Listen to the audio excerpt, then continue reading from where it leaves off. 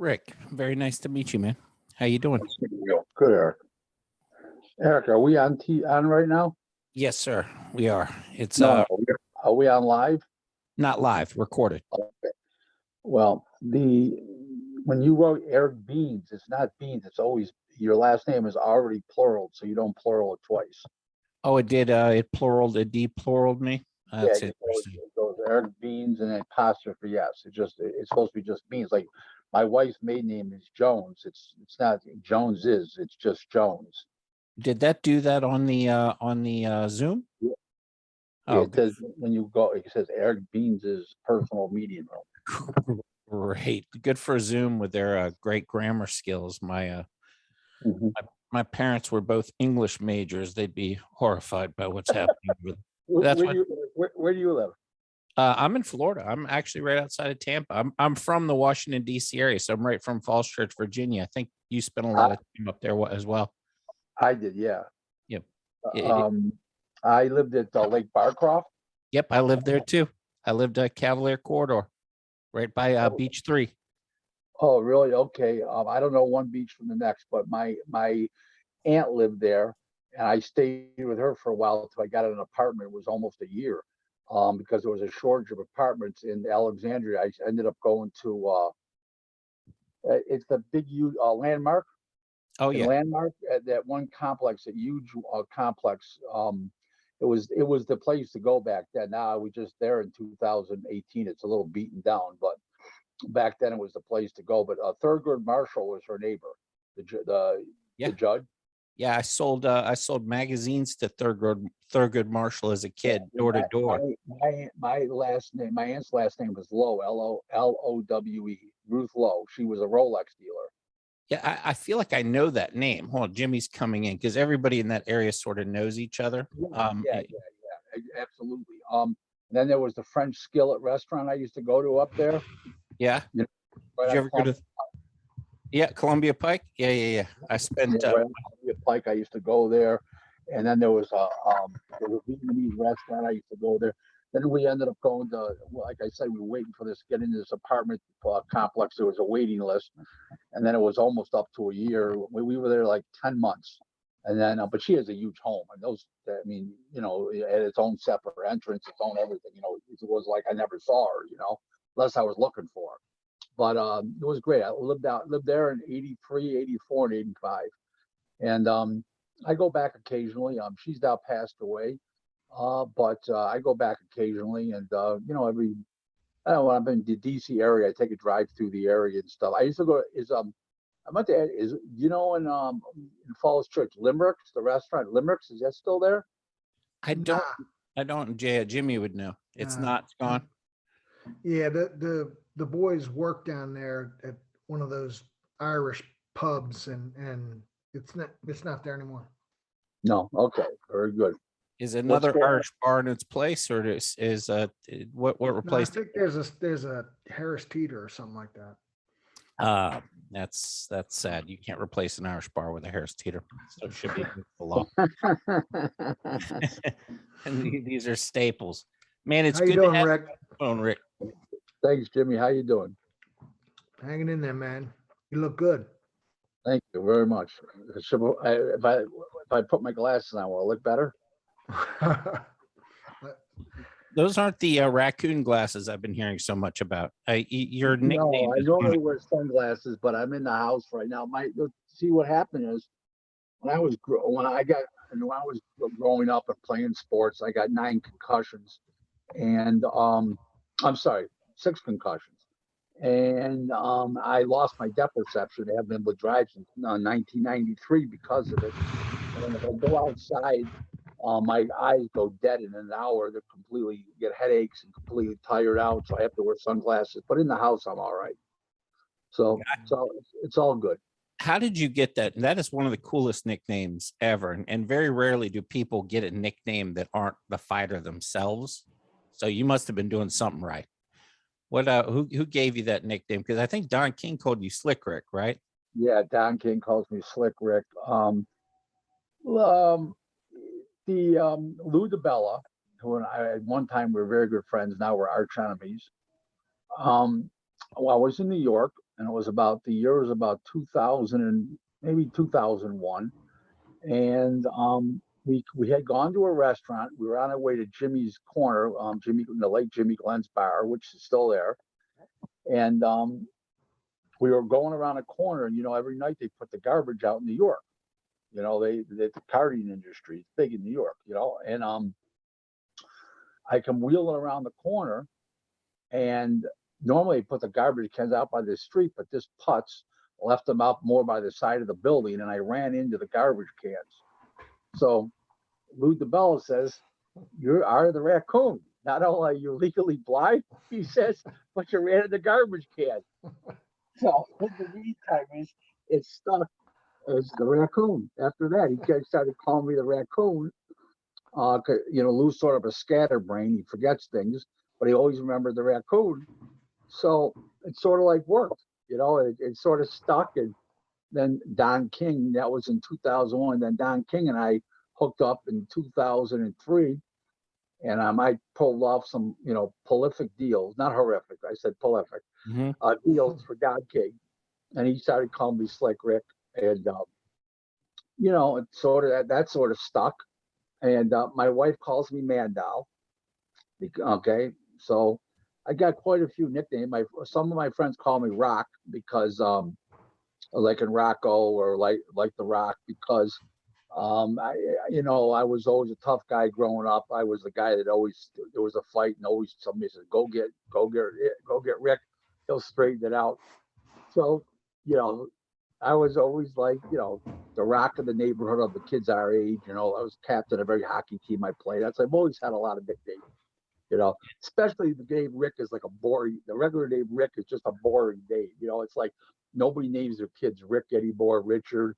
And, Justin, and it's, Jason and Justin, and, it's all these other, Kyle and Austin. And today, people don't name their kids William anymore, and Richard and stuff. So Yeah. everybody sort of gives me a nickname. Every different pocket of friends gives me a different nickname. So there you go.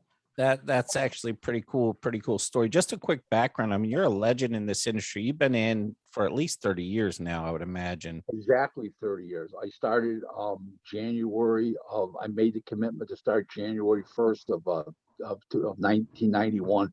By the time I got going, it wasn't until March.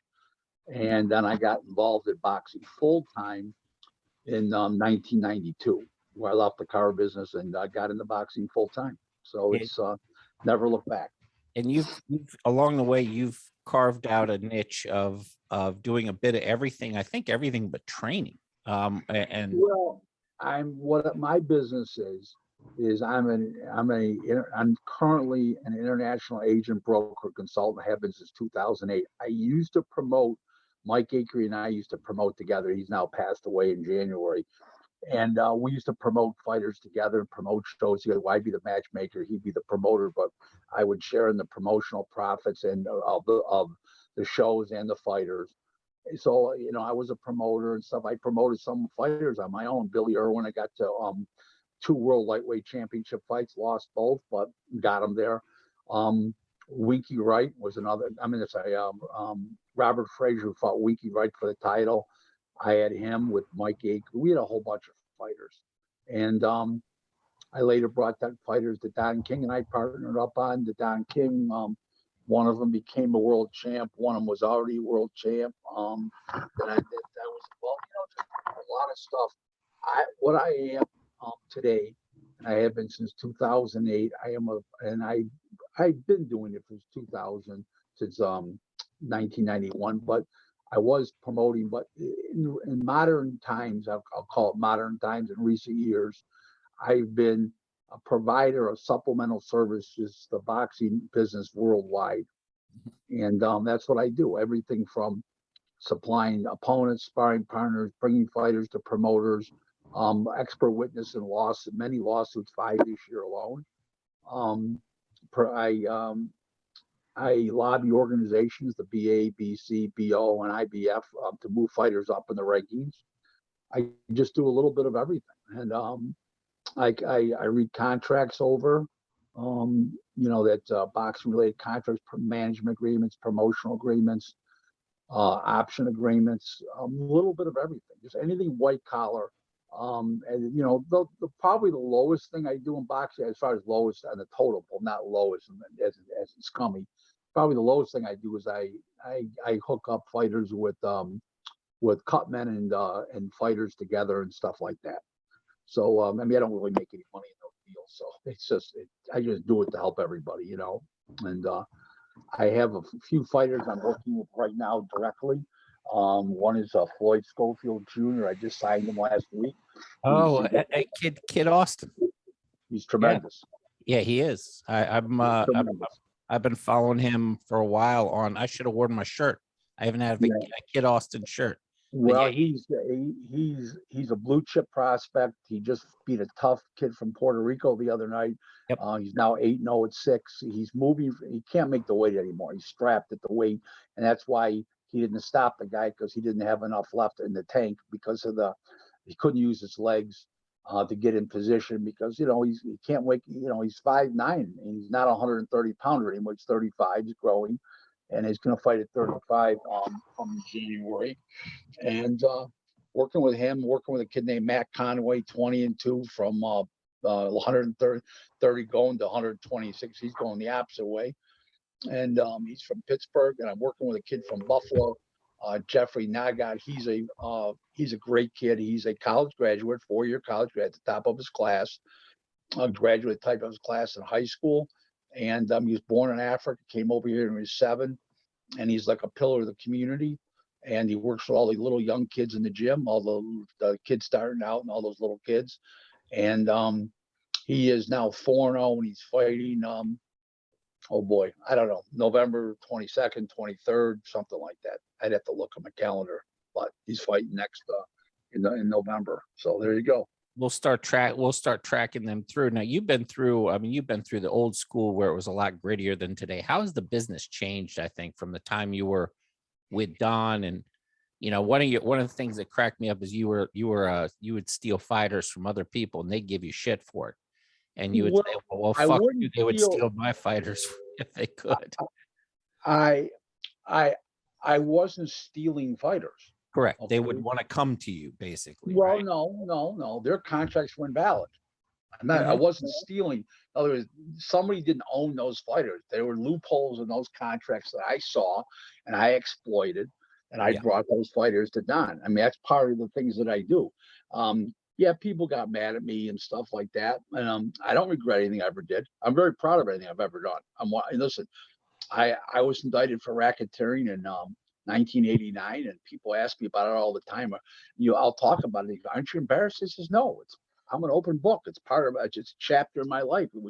I was legitimately a racketeer from when in 1974 when I was 16 until I got indicted in 89. I pled guilty in 90, and it was a major part of my life for 14 years. I mean, what can you just? I'm sorry, 16 years. You don't hide stuff like that.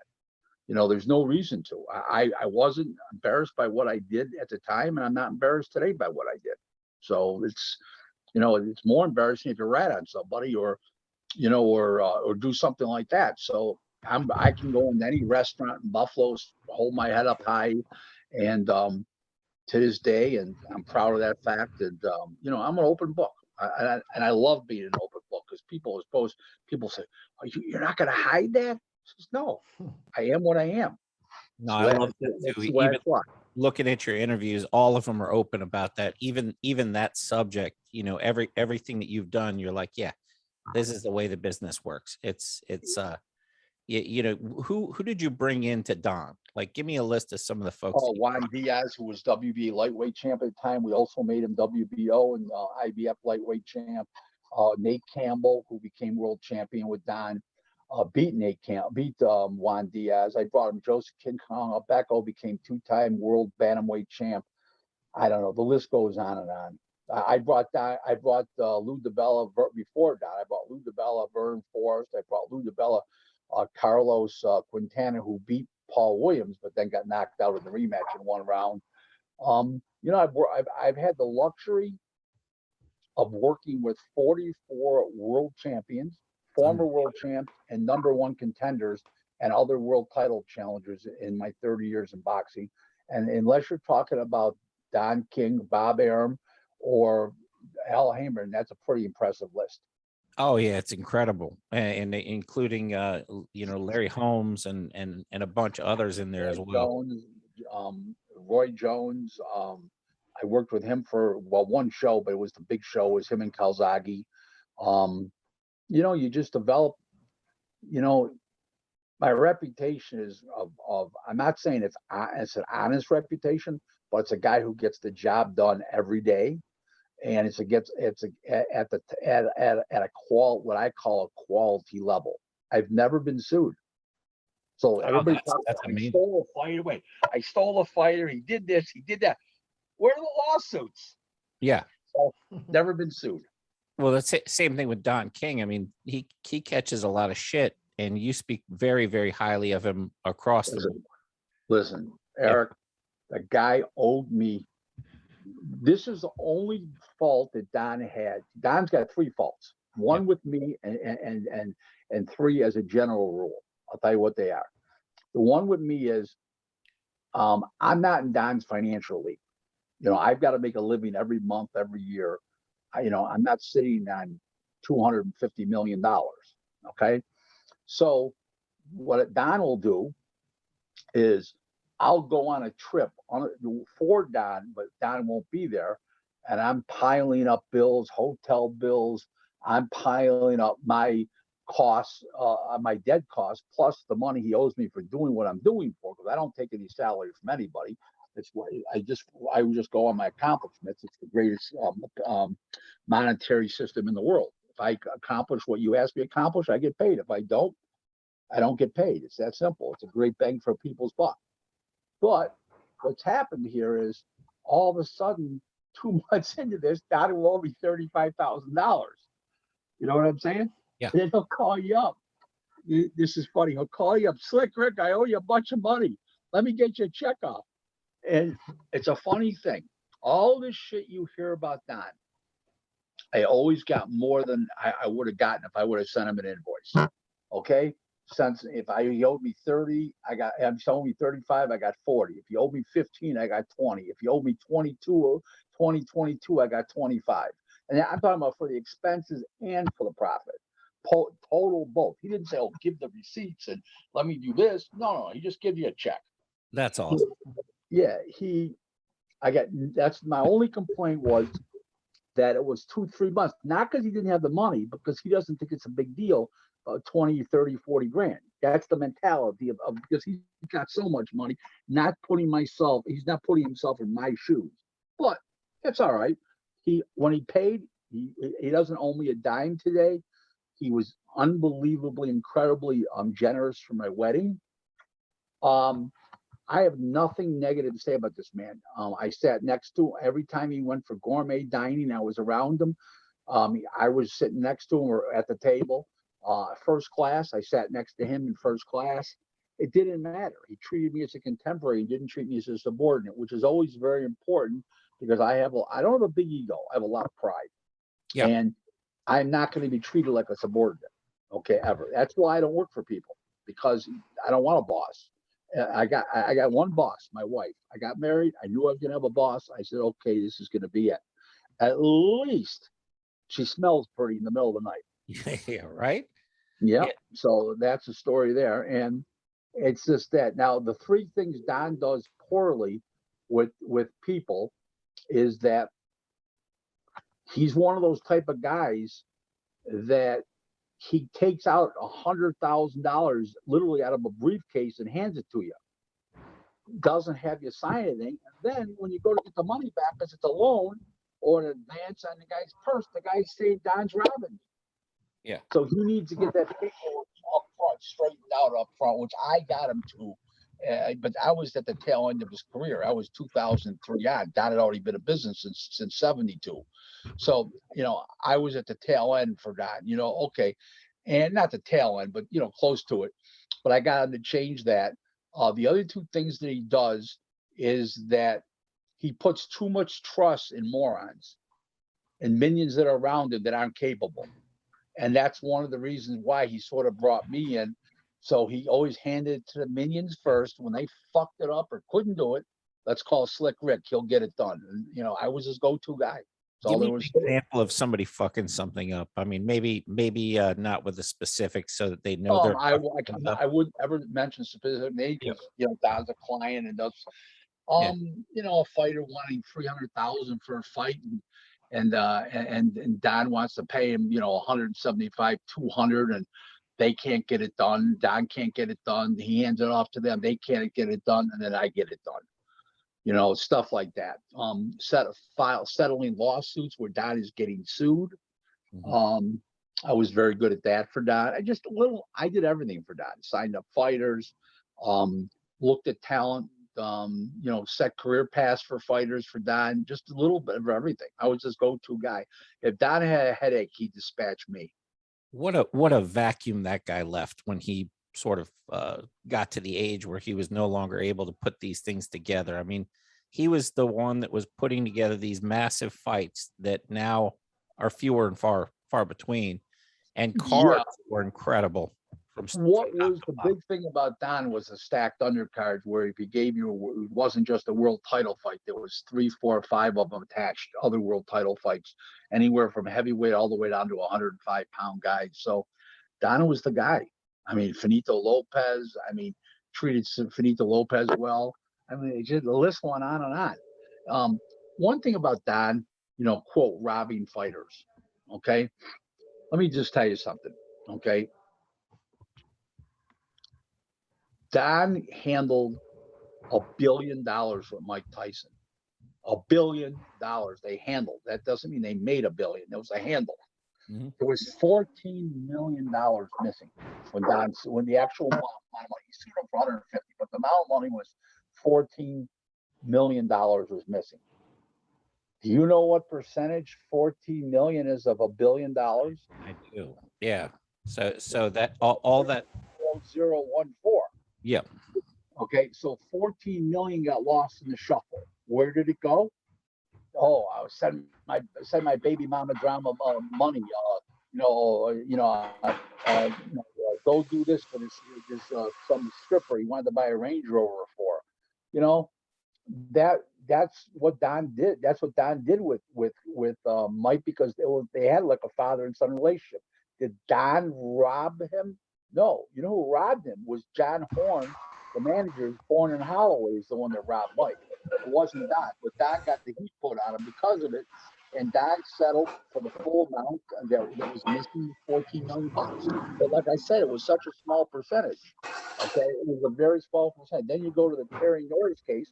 The manager, Joe Stoyanovich, he wasn't robbing Terry Norris. The manager was shaking down Don money for money on the side. So he told Terry Norris it was a 1 million, like 1.5 million. There was 2 million, and the manager get 500,000 on the side.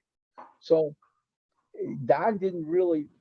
I'm not saying Don's an angel, but I'm not saying he didn't take advantage of some fighters. But those two are the biggest isolated cases that people talk about. Also, the Tim Witherspoon thing, and that's really explanatory also. But Don overall made more fighters millionaires than any other promoter in history. And, you know, and like I said, I'm not saying he's a saint. I'm not saying he didn't rob people. Okay. But those particular cases that he's most well known for, I don't look at it as he robbed those fighters.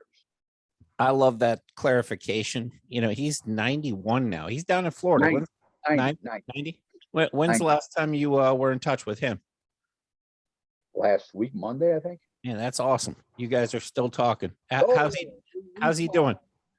Oh, he's doing well. His mind's all there. He's Sharp as a tack. Well, I'll tell you how sharp he is. Yeah. So when I wanted to, my wife is, I don't know if you know, my wife's black. And when I wanted to get married to my wife, I was thinking about getting married, I should say. Don says, yo, slow down. Don't go so fast. Let me meet her first. No, let me help you make the decision. Because Don, you got that respect, of course. So Don, in the summer of 2012, I met her in April, and I knew it was heading towards marriage. And Don says, listen, I want to throw a cocktail party, a barbecue for you guys, for like a little get together. some close friends of mine, my banker, a lawyer friend of mine, this guy, that guy. He says, no problem. He says, I want you to bring your wife and then I'll make a decision there. I said, okay, fine. My wife, Don, takes one look at her, talks to her for 5 minutes. He says, darling, can you hold on for one moment? My wife says, sure. He turns to me. He says, Slick Rick, marry her. It was a done deal right there. So my wife asked me later on, what happens if you would have said, don't marry her? I said, I probably wouldn't have listened to that no good bastard.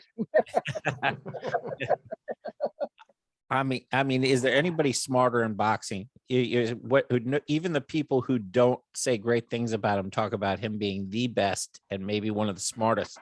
I'm that going to is be in honest with business. you about it. Yeah, go for Don it. is a brilliant people person. He's a brilliant promoter. He's not the best businessman, and he's not a great leader of men. And listen, I love this man. I'm just telling the truth. Yeah. I told Don that he's not a great businessman. He gets on certain people, he's too emotional, and he'll just give them money because he's got a sentimental spot for him. And then another time, other people, they don't want what he pays them, but he pays them anyways. So, that's a problem. And he's not a great leader of men. He does not designate things very well. And he's a bit of a micromanager, and he hires rummies as employees. So those are his good points and his bad points. No, that's fair. Jimmy, you ain't said nothing yet. Speak up, Jimmy. Yeah, I'm sitting here. I'm in awe just listening to this. A lot of this I didn't know. A lot of it I did, but I'm just sitting here and I'm sitting here in school. This is a lesson. Listen, you could ask questions. Stop me anytime you want to ask questions. I couldn't be having more fun. This is beautiful. I just thank you for this. Thank you. So, thank you, Eric. This ain't about me. This is about you today. Thank you. That is really where we wanted to go with it. I'm looking at somebody who's got 30 years of true business experience in this. When you saw the Canelo Plant undercard, were you as pissed off as I was? No, I was appalled. It's disgusting. I was appalled that they would offer the American public dreck like that.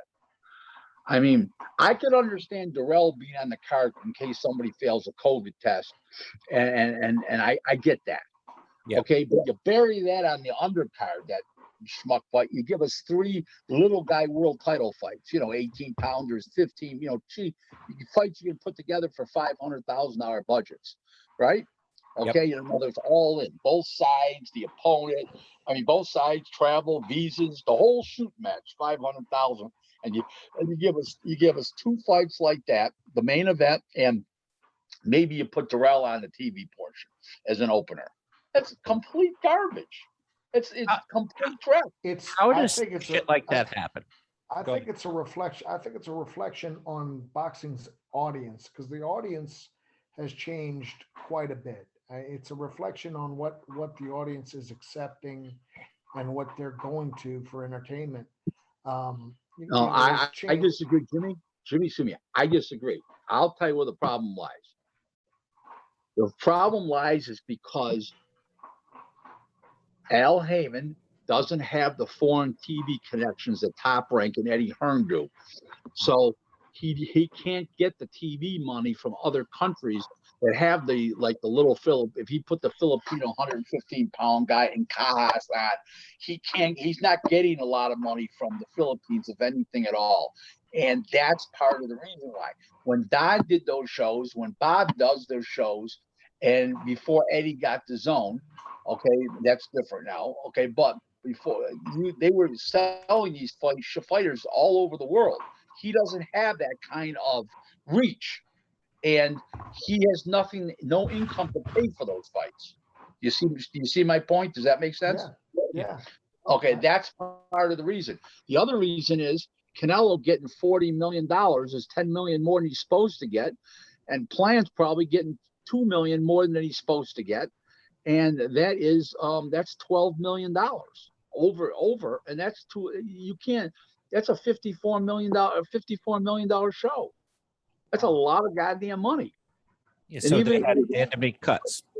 I might be wrong by $2 million, okay, because they are getting 10 and 40. What it says on the contracts is different. okay, because of the U.S. tax laws. They have corporations and all that stuff, you know, especially for foreign fighters. Okay, but listen, even if I'm off by 2 million because they come up with a cheap undercut, it's still 52 million. That show, if it does, you know, 12 million at the door, if it does $1 million in the bar network in America, you know, commercial distribution, that it's called, you know, that's $13 million. Okay, then you still got foreign. They get 2.5 million out of foreign. That's $15.5 million. So let's just say it's 52.5 million. Okay, all of a sudden you got $37.5 million to make up on pay-per-view. Let's say you get $1 million in sponsors. That's 36.5 million to make up on pay-per-view, right? Okay, you get $40 a head back on the pay-per-view at $80. Okay, on an average. Okay, so that thing has got to do 1 million buys, okay, to make $3.5 million. And that ain't going to do 1 million buys. That's lucky if it does 600,000 buys. It just is. And another problem you got, it's on Showtime pay-per-view. It's not on Fox pay-per-view. Fox has a premium station that pushes. CBS and Showtime are both owned by CBS. True, but CBS has not pushed the boxing agenda, and that makes a big difference. It's true. You don't get as many eyes. People don't even know how to buy that pay-per-view sometimes. CBS has no sports programming that's like the talk shows and stuff. They only have live football and stuff like that, where in fact Fox has those, you know, FS1 shows and all that kind of stuff, all that sports programming, you know, the talk shows and all that to really help push the pay-per-view agenda. I think it's a real problem. Let's put it that way to you. How do you fix this? I mean, let's say you're in charge of all of it. How do you get in and weed out the corruption and bring in a better product to boxing? And well, you got to. What does that look like? You got to start with multiple things. Yep. First of all, you have to start with the judging is awful. Awful. The referees make too many mistakes. The judging is awful. I'm not going to call it corrupt. I will call it no less than incompetent. Okay? I will not call it corrupt. I'm in this business. Very kind. Yes. I've never had a judge ask me for money, nor have I ever paid a judge or a referee. So I'm not going to call it corruption. Okay. I will call it incompetence, or at least incompetence. Okay? That's one problem. Okay? Well, that's two problems. The judges and the referees are two different problems. Number three is the organizations themselves with their phony ratings. Okay, they're not rating fighters, they're rating the people behind the fighters, the promoter behind the fighter, sometimes the manager behind the fighter, but basically that's what they're doing. They're not rating the fighter. If they're rating the fighter, they're full of shit. What they really should do is they should put the fighter's name and then the promoter, then the reason why he's there next to it. The promoter is Bob Bear, the promoter is Eddie Hearn, the promoter is this, Al Heyman's his advisor. They should put it in parentheses. Okay, I mean, it's a fucking joke. Okay, so now the other thing is starting times. Fucking the main event for the we were talking about this. This is so true. The main event for the Fury fight didn't go off till what time was it? The middle of the night, for Christ's sake. Like almost 1 o'clock Eastern. Like 12:55. Correct. Yeah. Come on. And most of the viewership's East Coast. Stop all the talking. They got to stop the talking. People want to watch fights. They don't want to listen to the fucking announcers. Got to stop with this shit. Okay? I get thrilled when it's a UK fight and I can actually watch it at a normal time. Afternoon. Right. Yeah. Okay. Now the other night, ESPN, they didn't come on the air till 10:30. It was the middle of the night before Shakur Stevenson fought. Yep. It's ridiculous. And believe it or not, they did great ratings. And they did 1.3 million homes average. Of course, of the course of the show. That's fantastic. Now, they did have a big fight. They did have Ali's grandson. I get all that. Okay. By the way, you don't see any resemblance to Muhammad Ali there, do you? No, he doesn't look a lot like Ali at all. Not even a little bit. But they had a couple legacy fighters on that card, actually. Right. So that's that's a problem. The time. I believe we need to go back to Monday nights. I think we need to go back to Monday nights like it was years ago. If you guys remember, all the big fights were on Monday nights. Yeah. And I think we need to go back to that. There's no program on Monday nights but Monday Night Football. Well, in ESPN's fucking just hemorrhaging viewers, so it seems like a decent time to bring them, maybe an old new idea, or who knows, maybe somebody else picks it up. Well, they're not hemorrhaging viewers. There's people cutting the cord from cable. Correct. The viewers are still there. But in other words, if you get cable, you're still watching boxing. Don't get me wrong. But they're in less homes than ever now. But now people are buying the app. So there's a little bit of a trade-off there. So I agree, more free cards. And then at that point too, you have a better idea what your purse is going to be. So you can actually go out and negotiate a solid card, I would imagine. As a pay-per-view is a little bit of a crapshoot. Yeah, it definitely is. Yeah. Other ways we can improve boxing. We need shows during the week on ESPN, on Fox, that feature boxers every week, a different boxer on like a Wednesday night. We're going to have this fighter on this time, or have a round table of fighters or some friggin' thing. They can get the fighters for free. They want to promote themselves, the good fighters. So why wouldn't they do it for free, right? Yeah. Right. I mean, that only makes sense. The networks are not promoting the sport in the traditional sense. They rely on too much on advertising, as program advertising, rather than have shoulder programming. And shoulder programming, one-on-one interviews really work. I mean, let me ask you a question, guys. And Jimmy, you can have some input in this, please. Wouldn't it be fun to watch Tim? Because I love Tim Bradley. I love how excited he gets. Okay, and wouldn't you want to watch him? A guy who's a two-time world champ. I just voted for him for Hall of Fame. Will probably be in the Hall of Fame. He exemplified everything great about boxing. Okay, Absolutely. Great to watch him interview people. Yeah, absolutely. You're seeing it from his perspective. Correct. Yeah, it's beautiful. Correct. And he'll ask the hard questions. He's got balls down to his ankles as an announcer. I mean, Yeah. the one week he's criticizing his boss, Bob Arum, and the other time he's criticizing ESPN for starting the show so late.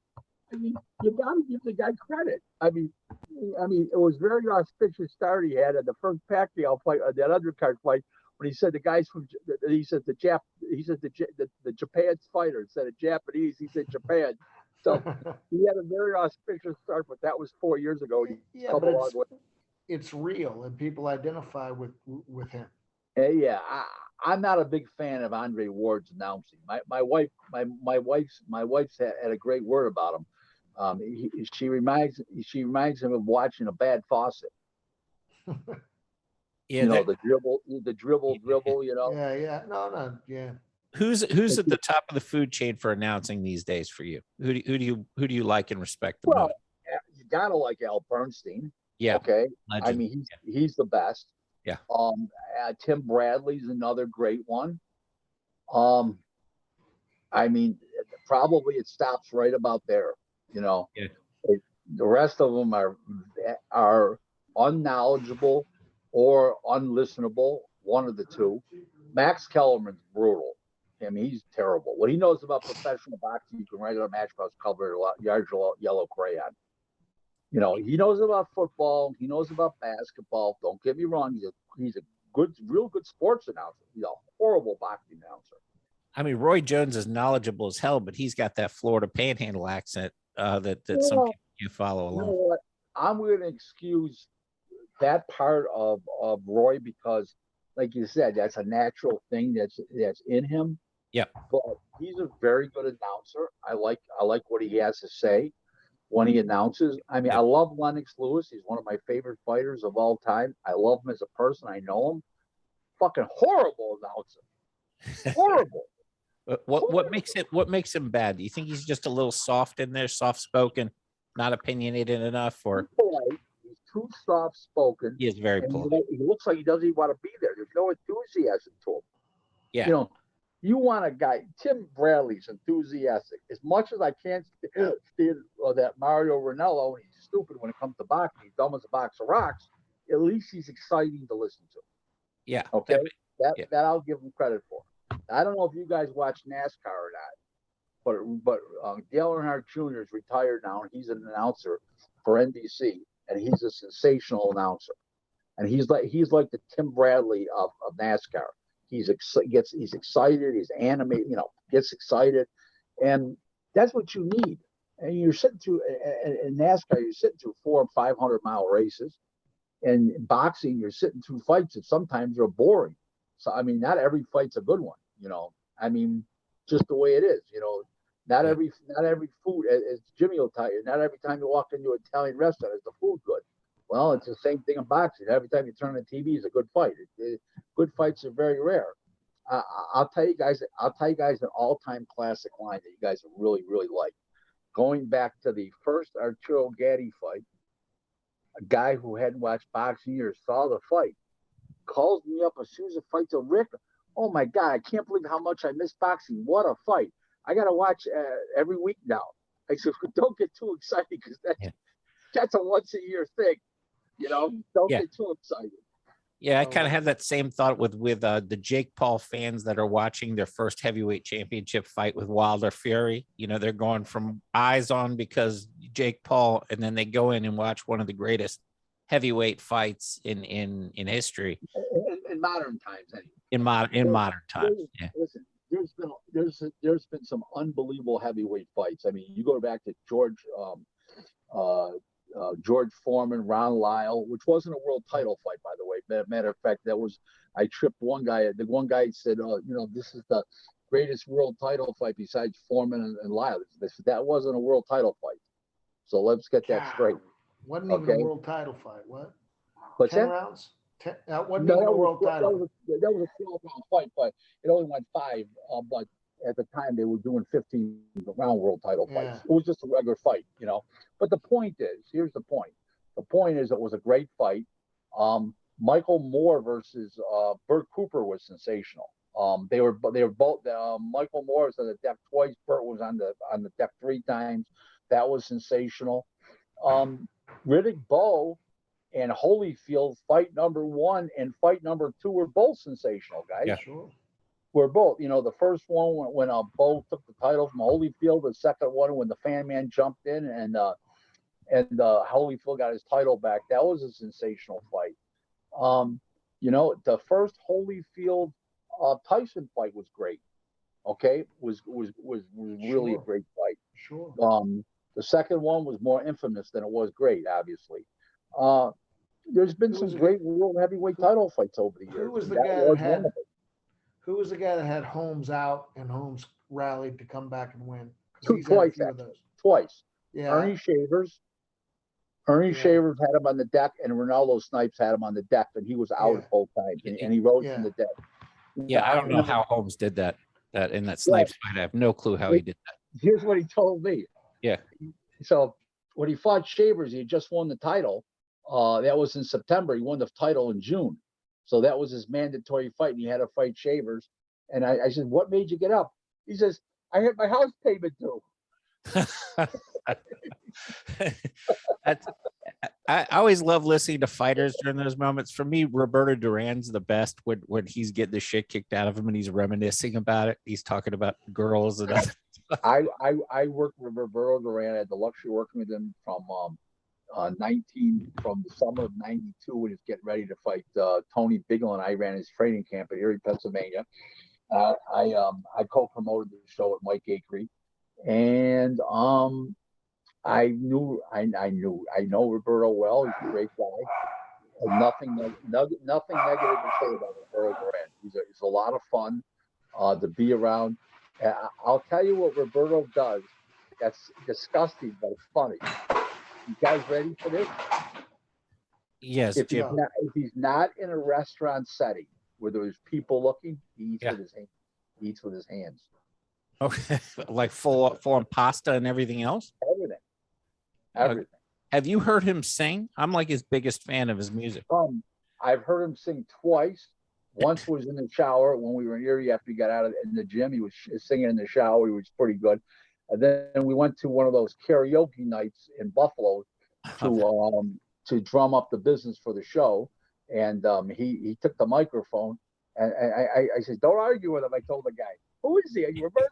The guy goes, "Oh shit!" He literally great. He handed him the microphone. I said that. He goes, "Oh shit!" So in the meantime, he's a cool guy. A lot of fun to be around. I can't tell. I tell you a funny story about him. I'm in New York City. We go to this Hispanic restaurant in Spanish Harlem, and a woman's looking at him from behind the counter. It was like one of those counter joints with them little booths. We were waiting for it to go somewhere, and we were waiting for somebody to come get us. And they said they're going to be an hour late. So in the meantime, I had an early primitive cell phone back then, and make a long story short, she goes, "You look familiar." Ah, no. And the guy comes out from right behind. She says, "You're playing with me, you son of a bitch!" She starts yelling at her dinner because he was trying to downplay, like be like little, undercover. In the meantime, he goes, "You son of a bitch!" So in the meantime, one of them getting a free meal for two. You give me some of your craziest stories. You've been around so much stuff. Where does things stand out as some of the craziest shit you've seen inside or outside the ring? I'll tell you something that I did. So Paul Spadafora was fighting for the vacant title against Pito Cardona, and Pito Cardona was whacking everybody out, destroying everybody. The fight was in August of '99. And that was in Wildwood, New Jersey. What's that? Wildwood, New Jersey, I think. Am I correct? Was that? No. Wildwood. It was in West Virginia, the fight. Okay. All right. It was in West Virginia. So there was a deal where when he went on TV that night, the IBF, the president, Bobby Lee, and a bunch of other people, Doug Beavers, they're all under indictment for fixing the ratings and stuff. So Max Kellerman is such a jerk off. He comes on the TV and he announces to everybody that, we have to bring you this fight because we've been following Pito Cardona's career, and this is a mismatch, and Spadafora to get knocked out 1 or 2 rounds, folks. But we're here for this guy, the corrupt IBF. They raided Spadafora, and blah blah blah. Shea Mosley gave up the title, and he shouldn't be in the rankings. And I'm the one that pushed him in the IBF because I was Mike Akey's matchmaker. Mike promoted him, and I had a piece too. Well, the rest is history. Fucking Spadafora played with him. The guy never laid a serious punch on Spadafora. And after the 8th round, you know how Max Kellerman always jerks off over Pernell Whitaker. Yeah. He comes back in the 8th round now. Okay, he's now comparing he jumped ship on Pito Cardona, and now he says, "I'm comparing Paul Spadafora now to my all-time great Pernell Whitaker." Okay, the co-announcer that what's his name, whatever that jerk off's name is, he's still around today. He's on the Zone. That idiot. Well, anyways, whatever. Or no, he's on Fox. That idiot. Anyways, he turned to Max like he couldn't believe it. Okay, comes back at the end of the fight. Oh my God, what a performance! Like jump ship. So the event in West Virginia was sold out. 5,000 people. Couldn't get one person in the place. I had to stand. Okay, because Mike said to me, "Rick, them seats are $150." He says, "You got to stand." I says, "This Jew is standing," I told him. So now Spadafora makes an early title defense in the spring of 2000, right after that. And it was against, maybe it was the second fight, whatever what it was. Yeah, it was the second fight. The first one against Fernando Cornet. This was Joel Perez. And we're at a hotel for the weigh-in, and Max Kellerman comes into town for ESPN. He's going to do one of those studio shows on site. So I was running the weigh-in, and Spadafora must have had 500 rabid fans there. okay, yelling, Spatty, Spatty. So I stood up at the start of the weigh-in and I announced, I says, ladies and gentlemen, is everybody here for Paul Spadafora? Yeah, Spatty. They're going crazy, right? Crazy. I said, well, I just want to let you know. Remember, a lot of them were watching on TV because they couldn't get tickets. I says, there is Max Kellerman, who calls Paul Spadafora a fraud and a phony son of a bitch. He ran after him. He ran up, and the elevator was perfect timing for Max. The elevator opened up by accident. A guy was coming down. He pressed the elevator and shot up. Okay.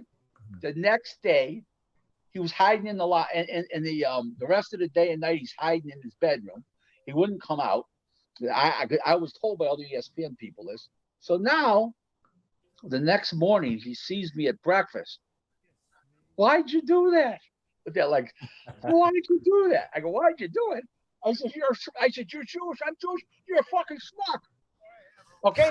What do you think I made the fight because I didn't think Paul was going to win? It's called too much science, bro. You don't know boxing. Keep your mouth shut when it comes to fights. I think you've learned a valuable lesson. You almost died yesterday. You almost were killed. Okay, you had people rabid. So that's a funny story. There you go. I love that. That's one of your happiest memories. Is just getting him. Here's another one. That's why you're the raccoon. The fighter, Jimmy beat a fighter. He won't like this one, but this is really funny. Yeah. So one time I put this opponent in a fight, and the promoter gave me a ticket to to fly down to the event and stuff like that. The guy got knocked out, and he was literally sleeping, toes up. Okay. So the next day, we're at the airport. We're leaving first thing in the morning, and some guy comes up to the fighter. He doesn't know me. He says, you look very familiar. I know you, but I don't know how I know you. He said, what do you do for a living? How do I know you? What do you do for a living? I says, he goes to sleep in front of millions of people.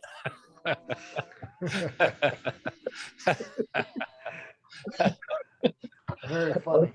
Okay. So, you want to hear a famous Don King story? Yeah, absolutely. Fire away. By the way, I thought I could swear you were Italian. Not that there's much of a difference between Jewish and Italian. And Jimmy knows I grew up around all my friends were Italian, and I grew up in an Italian neighborhood, and it was like, put it this way to you. I had one friend's name was Alphonse, one's name was Rosario, a lot of immigrant Italian, Gotta have a Tony. But Rick, there's no difference between a Jewish and an Italian mother, right? No. Pretty much. The only thing, one makes spaghetti, one makes brisket. That's the only difference. That's it. Yeah, So, that's true. here's a great Don King story. So Don King and I go to this 5-star restaurant in Boca. Okay, and it's the owner's now passed away, and the place is no longer. His kids have a place down the street. It's called Renzo's. 5-star dining for Italian food, absolutely delicious. So I'll tell you 2 stories about Renzo's. This is the first one. So one day we walk in there, and Renzo's apologetic to Don. The place is packed. It's always packed. It's a 5-star restaurant with tremendous quantity of food and quality.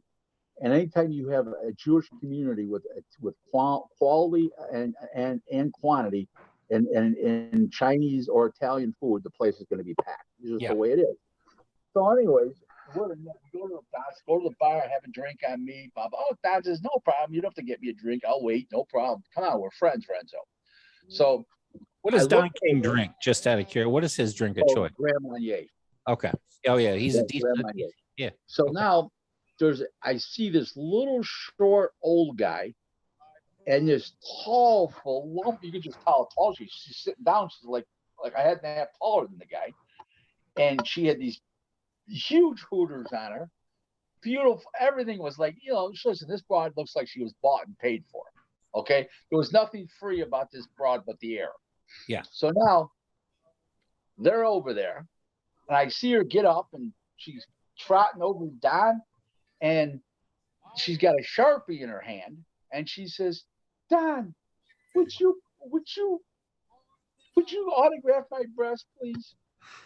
And Don looks at her, and I says, I wish I move up behind Don. I says, Don, she's with somebody. Let me go over and ask permission first. Oh, good idea, Slick Rick. I go over there. I says, sir, that lovely woman there. Okay. I felt like saying this, I mean, she looked like a fucking nympho, even looking at her. So, and this guy was about 5'2". The guy was wearing a Rolex. So was she, with diamonds, what she was. He was just wearing a regular all gold Rolex president. So I goes, that lovely one. Oh, that's my wife. I said, well, she wants Don to like autograph her breasts. He goes, oh, that's all right. Jesus Christ. I don't believe he said it. Now I go back and tell Don, I says, Don, be cool. But he said, yeah, you could autograph her breasts. Well, it's open hunting season for Don. He puts his hand under her dress and she's giggling and all shit's going on, right? Yeah. So now she asked for the waiter for a piece of paper, the bartender for a piece of paper. Oh, sign here and here too, Don. For oh, sure, blah blah blah. So they're talking and stuff. Now, Don goes. We go to. She goes back to the table. We go to the other room. Our table's ready. To go to the laboratory, which was this thing was right there. They're sitting like 10 feet farther from down the hallway from where the laboratory is, looking at the bar, right? And I come and the guy's got the hook out, you know, the old famous like this. I go, oh boy, I can imagine what this is about, right? She goes, are you Don's bodyguard? Oh no, I said I'm actually in the boxing business myself, and Don is actually a client. Am I to explain what I do? So she goes, oh, I thought you were his bodyguard. I said, no. I said, not really, no. But I said, you know, I'm there. I would always defend Don physically if it came down to it, but I'm not a bodyguard. He goes, young man, he goes, I was very impressed that you came over and asked me if it was all right. He says, and the guy whips out 5 $100 bills and puts them in my hand. And he says, tomorrow, when the town center mall opens up, I want you to go to Gucci or Ferragamo and buy yourself a nice pair of loafers. I says, well, it's very nice of you, sir. Well, it turns out that this guy had a company, a security company, and he sold it to Tyco.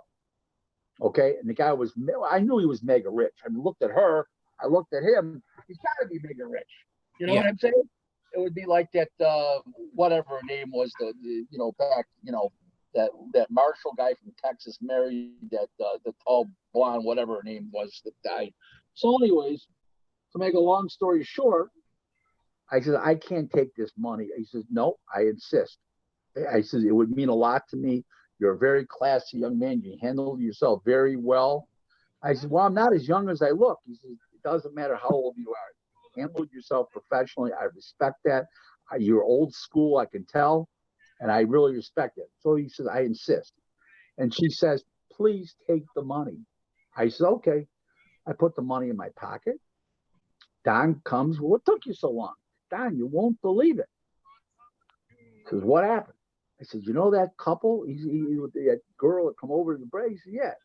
He says, he gave me $500 to get a pair of Ferragamo or what do you call it, shoes, a pair of Ferragamo or Gucci shoes tomorrow when the town center mall opens up. Don says, aren't we partners? I says, yeah. That's what I was waiting for. I was waiting for it too. He says, where's my $250? Yeah. So wait. I says, Don, you expect me to walk around on one shoe? He says, I rather walk around your business as long as I have my $250. I was waiting for him to come. I thought he was going to take 20%, but no, this is Don King. He wanted we partners. Of course, we're partners. Don. Then where's my $250? So he was only joking. But here's the last Don King story. It's fucking hilarious. Okay, go for it. So my mother's cool. Okay, and my mother's a country club goer, and she used to play golf, but she can't anymore because of her.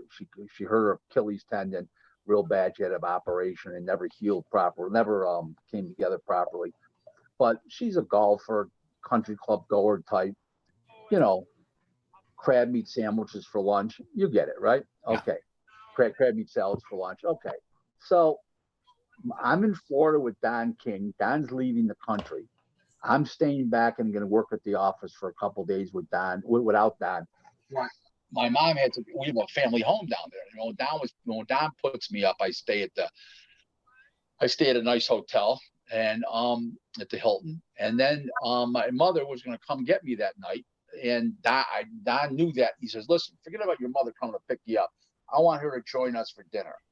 I says, okay.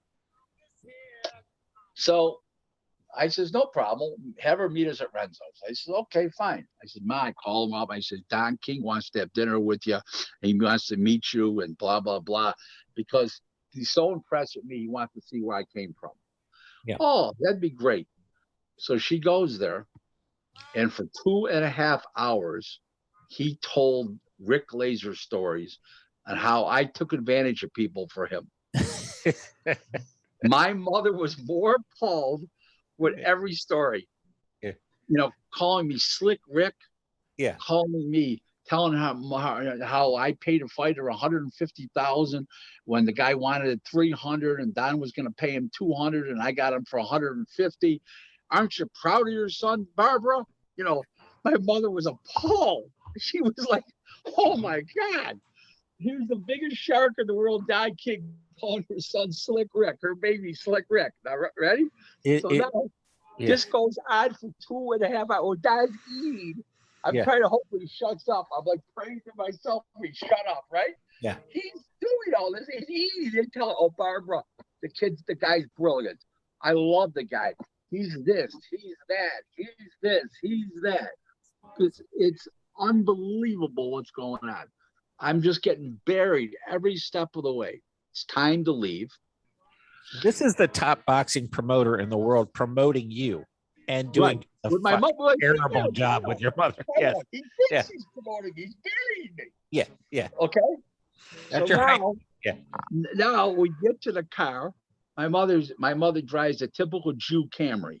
Yeah. Okay. The white Camry, you know, with the beige interior, and they want to save $10 a month on the lease so they don't get the sunroof or the upgraded wheels. Gotcha. Typical Jew. And I'm Jewish, I could say that. But anyways, to make a long story short, we get in the car. My mother looks at me. She says, "Oh my God, I'm horrified. The biggest shark in the world is calling my son Slick Rick. He sat there and told me 2.5 hours how you screw people." I said, "Mom, I don't screw people over. They're business deals. It's business. Okay, but you took advantage of people. They weren't as smart as you.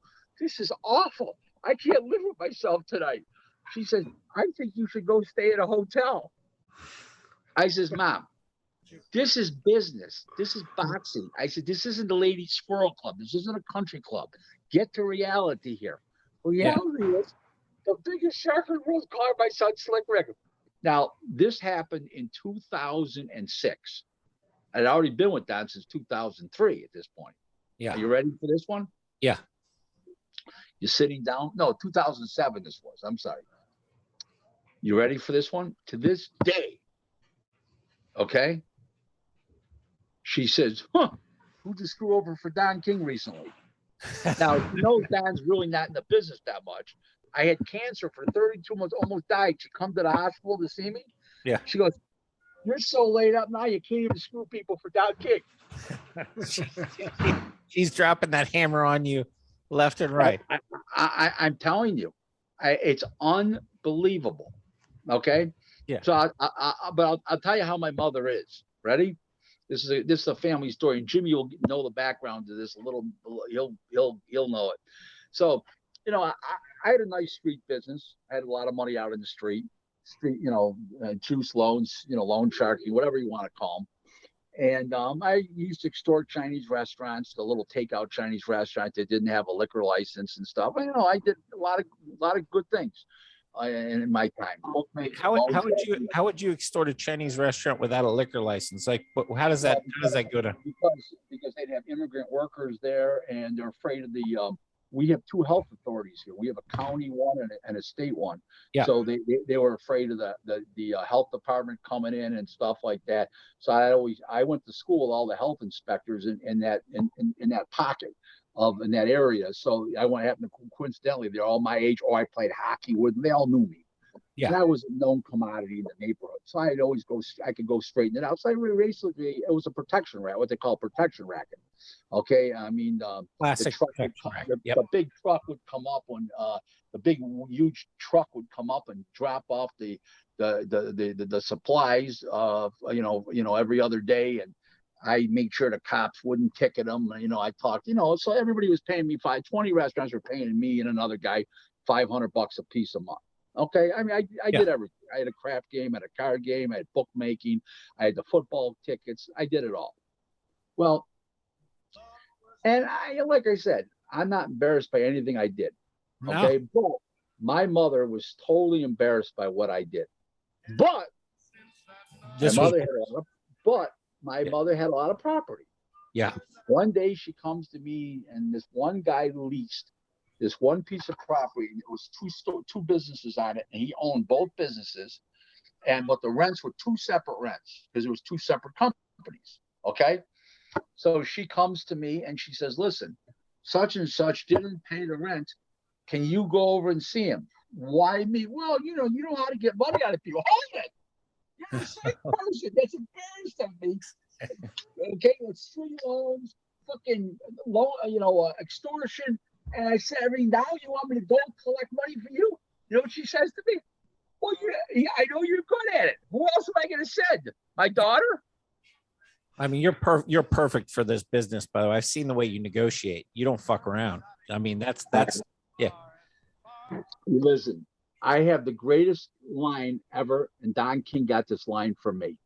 So you offer a fighter $60,000 for a fight, let's say 60,000 for a fight. He says, I want 75,000. Or you offer him 50 and he wants 60, and he won't move, and I won't move off the 50. Right? Yeah. So let me ask you a question. How smart are you? Well, I think I'm pretty smart. I'm talking to the fighter. Yeah. Okay. Or even the manager, but sometimes the fighter.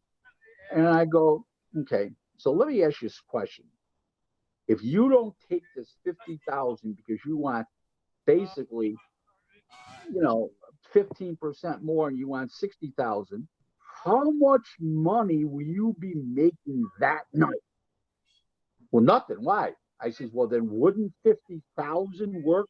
Why are you trying to juice me for 15% more? Take the 50. Okay. Now that's one line. The other line is, if you don't take it, there's two choices here. There's no 60,000. That's an imaginary figure that exists in your mind only. Take the 50,000. It's your choice. It's 50 or 0. He says, why 0? Because if you don't fight, that's what you're getting that night. And how many, this must get, as you get older too, you must come across more and more dumbasses that don't get that basic principle.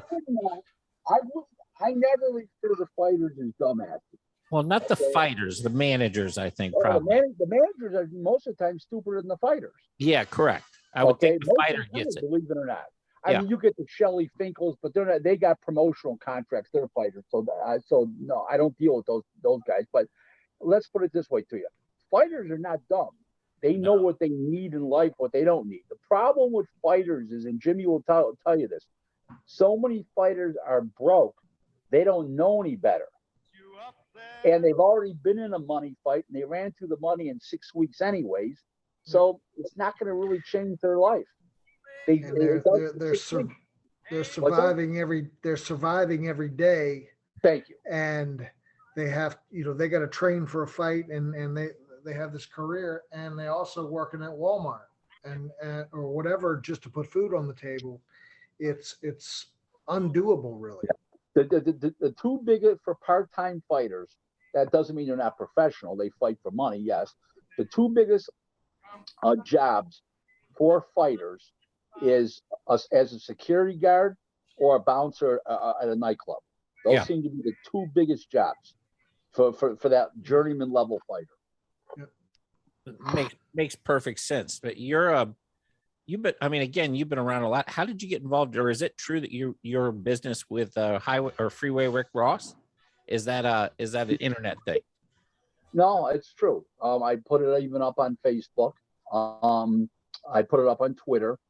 What happened was, I'm working with Schofield, and Rick Ross is very, very close to Schofield's father. Schofield's father is like Rick Ross's son. Schofield Senior is hilarious, by the way. I'm gonna tell you something. Yeah. I've never met a guy that's on time. He tells you he's going to call you at a certain time. He calls you. He picks you up at a certain time. He tells you he's going to be there. Everything he does is really old school shit. Yeah. I love the father. Great guy. I love the kid. Kid's really, really wonderful kid. So anything that you think the kid is that you've seen on the internet, he's all that. Yeah. He's a wonderful kid. He's not a phony. You know, like George Foreman was like Mr. Wonderful in public and behind closed doors. He's very surly. That's not this kid. So basically speaking is I met Rick Ross through the father, and the father, before they brought me on as the advisor, they checked the father side, checked me out. Rick Ross says, I want to check you out. Yeah. So I got the greatest compliment in the world. I was checked out by the two of them, and I don't know who told what. I don't know which one found out, but one of them, I don't know who said it, but they were told that one guy said, I hate the bastard, but he's fucking brilliant. So you can't get a better compliment than that. Oh, that's the best you can get because it's totally honest, right? Right. Yeah. It's almost a line as, you know, I don't like the plot. She's great in bed. So, yeah. You know, Do me a favor. Do me a favor, Rick. Sure. Just back up a little bit, because one of the most surprising reactions I get from people is when I tell them that George Foreman's not necessarily the big, warm, cuddly guy that his image is. Can you talk about that for a minute? Sure. He's not a nice guy. He's very surly. When you see him out in public, he's Mr. Wonderful. When he's not in public, he's a jerk off. Yeah. So he doesn't treat people right. He's not the nice guy that everybody thinks he is. And that's a funny thing. Larry Holmes is the opposite. People think he's a fucking jerk, and then behind, you know, when he's with you, he's real cool. You know, so he's the opposite way he is. I don't know where Larry gets the impression people think he's a bad guy. I think the Rocky Marciano line, I think that didn't help his overall his overall reputation persona. What do I think? I think that the best way to describe George Foreman is, I'd rather go to dinner with a streetwalker. Did you have a personal beef or falling out or anything like that? No. I just watch him how he treats other people. One of the things that makes me the person I am, and I'm not bragging, I'm also complaining at the same time about that, but I'm a very good observer, and I pay attention to everything, and I see how he treats other people, and it's not nice. One night he was he was on his way back at the MGM years ago to his hotel room, and somebody asked him for his autograph. He says, "Man, I signed enough of these fucking things tonight," and he turned away from the person. Okay, I didn't tell you the kid was about the father was about they had about a 10-year-old kid with him. It's pretty embarrassing. Yeah, that's like the article you sent me last night, Jimmy, with Whitaker. I mean, not Whitaker. I'm sorry, not Whitaker. No, I know, with Floyd. Yeah, Floyd Mayweather Jr. He turned somebody away, although he did it because the person had nail polish on. So, and I think it was a boy, right? Yeah. Okay. So Floyd declined to sign an autograph for a guy that whatever whatever he was, and he just said he didn't like that, and that's his right not to whatever not sign. Whatever he is. Rick, how crazy is the world right now? You've seen it kind of turn. And what do you think of all this? I'll leave it like this with one sentence. Yeah. I am a conservative Republican, except socially I'm married to a black woman, but I'm a conservative Republican, and I'm repulsed by everything that's going on. Yeah, society's kind of moving in a weird way, isn't it? I mean, it's not about, freedom of choice of what people want so much as it is just, it seems like it's moving in an odd direction, doesn't it? Let me say this to you in the best way I know how to put it. And I'm not homophobic. I'm not against gay people. Yep. They have a life. They have a right to lead their life like that. But if you think that I'm going to go into a 5-star restaurant and the waiter's going to walk up to me and go, "Hi, how are you today?" And I'm not going to lose my appetite. You could forget about it. I'm getting up and going out the door. Now that is old school. That is flat I'm out old old school. It, And- I'm old school. Yeah. Rick, did you ever in the your boxing travels, did you ever run across Donald Trump? Oh yeah. Multiple Any- times, actually. Years Anything ago. worth telling? Nah. He called me. He says, I'm not very tall. I'm 5'8.5". He says, who's the short guy like tonight? Because he always used to call me the short guy at the fights. I negotiated with him once. Well, I sold him for the second Duran Pazienza fight. Well, now it's Paz, but at that time it was Pazienza still. I sold him $1,250,000 worth of tickets for $1 million for his high rollers. wow. I negotiated with him, and then he put me on the phone with somebody else. I negotiated with that person. Well, I finished the deal with that person. I negotiated with Don, and it was over in like 7 minutes. So it's quick. Then I did the rest of the transaction with somebody else. Is he going to make a comeback? I don't think so. I think he's going to back Ron DeSantis. Yeah. I don't see he's going to be too old. He's done that already. He's got all the perks of being a president for the rest of his life. So does his wife and kids. And I don't see any reason why he's going to. It would make no sense at this point. I just don't want to lose DeSantis here in Florida. Why did he do it in the first place? It almost seems like it's just something to do for him. Because he wanted to, and it was a goal that he had since 1986. He was on a show in '86, and he said, "Someday I want to run for president. I will become president of the United States." So he did it, but I don't think he's going to run. I think he's going to be too old. And I think he's got a lot of heat on him with criminal investigations of him. I just don't think I think he'll back DeSantis. I think he'll raise a lot of money for DeSantis. I think he'll get out there and campaign a little for DeSantis in those states that count, the marginal states. I just think that states are up in the air. I see him doing that. I see him having that kind of role. I remember if he runs again, he can only be president for 4 years. He can't be for a complete 8 years. So I just don't think he's going to do it. How can anybody compete with Joe Biden, the most popular president that's ever been elected? He's more hated than he is popular. Even people that voted for him are upset that they voted for him now. He's losing popularity on a daily basis. My wife says he reminds me of when I was a kid of Silly Putty. It's a little bit like Weekend at Bernie's sometimes, but I digress. The boxing in general, though, has a pretty bright future coming up. This is a period of time where I think in the next 6 months, and some of the fights have fallen through because of injury, but there's some really good and exciting fights coming up. Rick, who are you following right now? Who are you excited about? And I'm excited about Porter and Crawford because I think Crawford has the ability to put his stamp on the true word of greatness, and rather have people doubting his welterweight resume. I have said this on Twitter, and especially Twitter. I've said this on Twitter multiple times. It doesn't matter what his welterweight record is, as far as the resume goes, the quality of name. It's more of a badge of honor of those who have refused to fight him. And that's why I look at it. It's almost like awarding him victories for fights he didn't compete in mentally. And for me to award those fights because they refused to fight him. Spence, Thurman, finally Porter's fight. Danny Garcia's refused to fight him. Mikey Garcia's everybody refused to fight the guy. So there you go. So finally Porter steps up to the plate, and we'll see what he's capable. I think Porter's got a real problem in the fight, and I'll tell you what it is.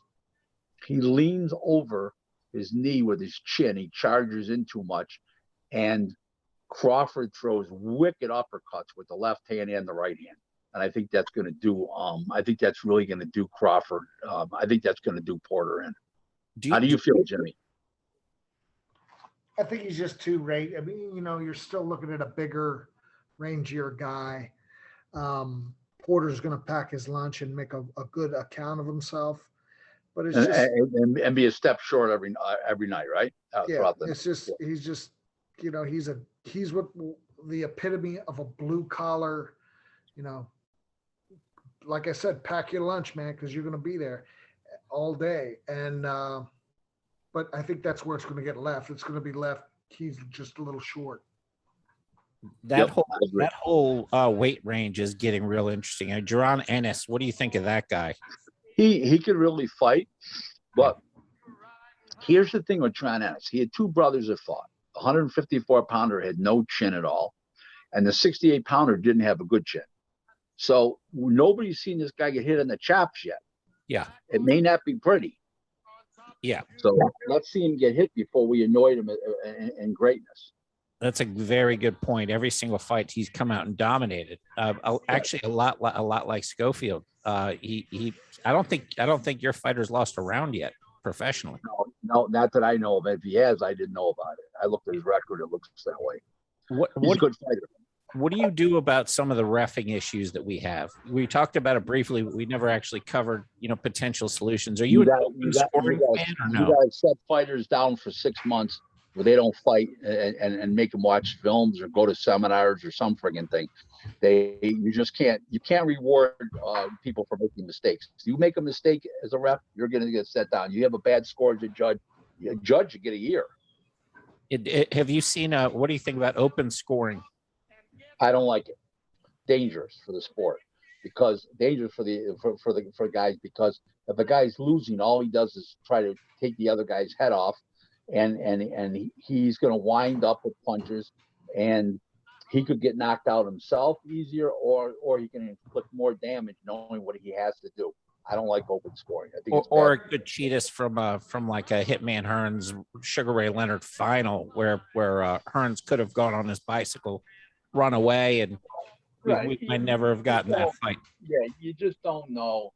And I don't want to. I think that's crossing the bridge too far. I think open scoring is crossing the bridge too far. Yep. We have one proposal on this show that I wanted to run by you. I don't believe that boxing should have draws. I think somehow or another those scores should be relayed quickly so the fighters don't rip the tape off, rip their gloves off. And if it is a draw, an immediate, hey, this is a draw, you guys have a 1 round of overtime. And that could be one of the most exciting. I think TV would have a problem with that, because you're talking about a fight's already extended 12 rounds.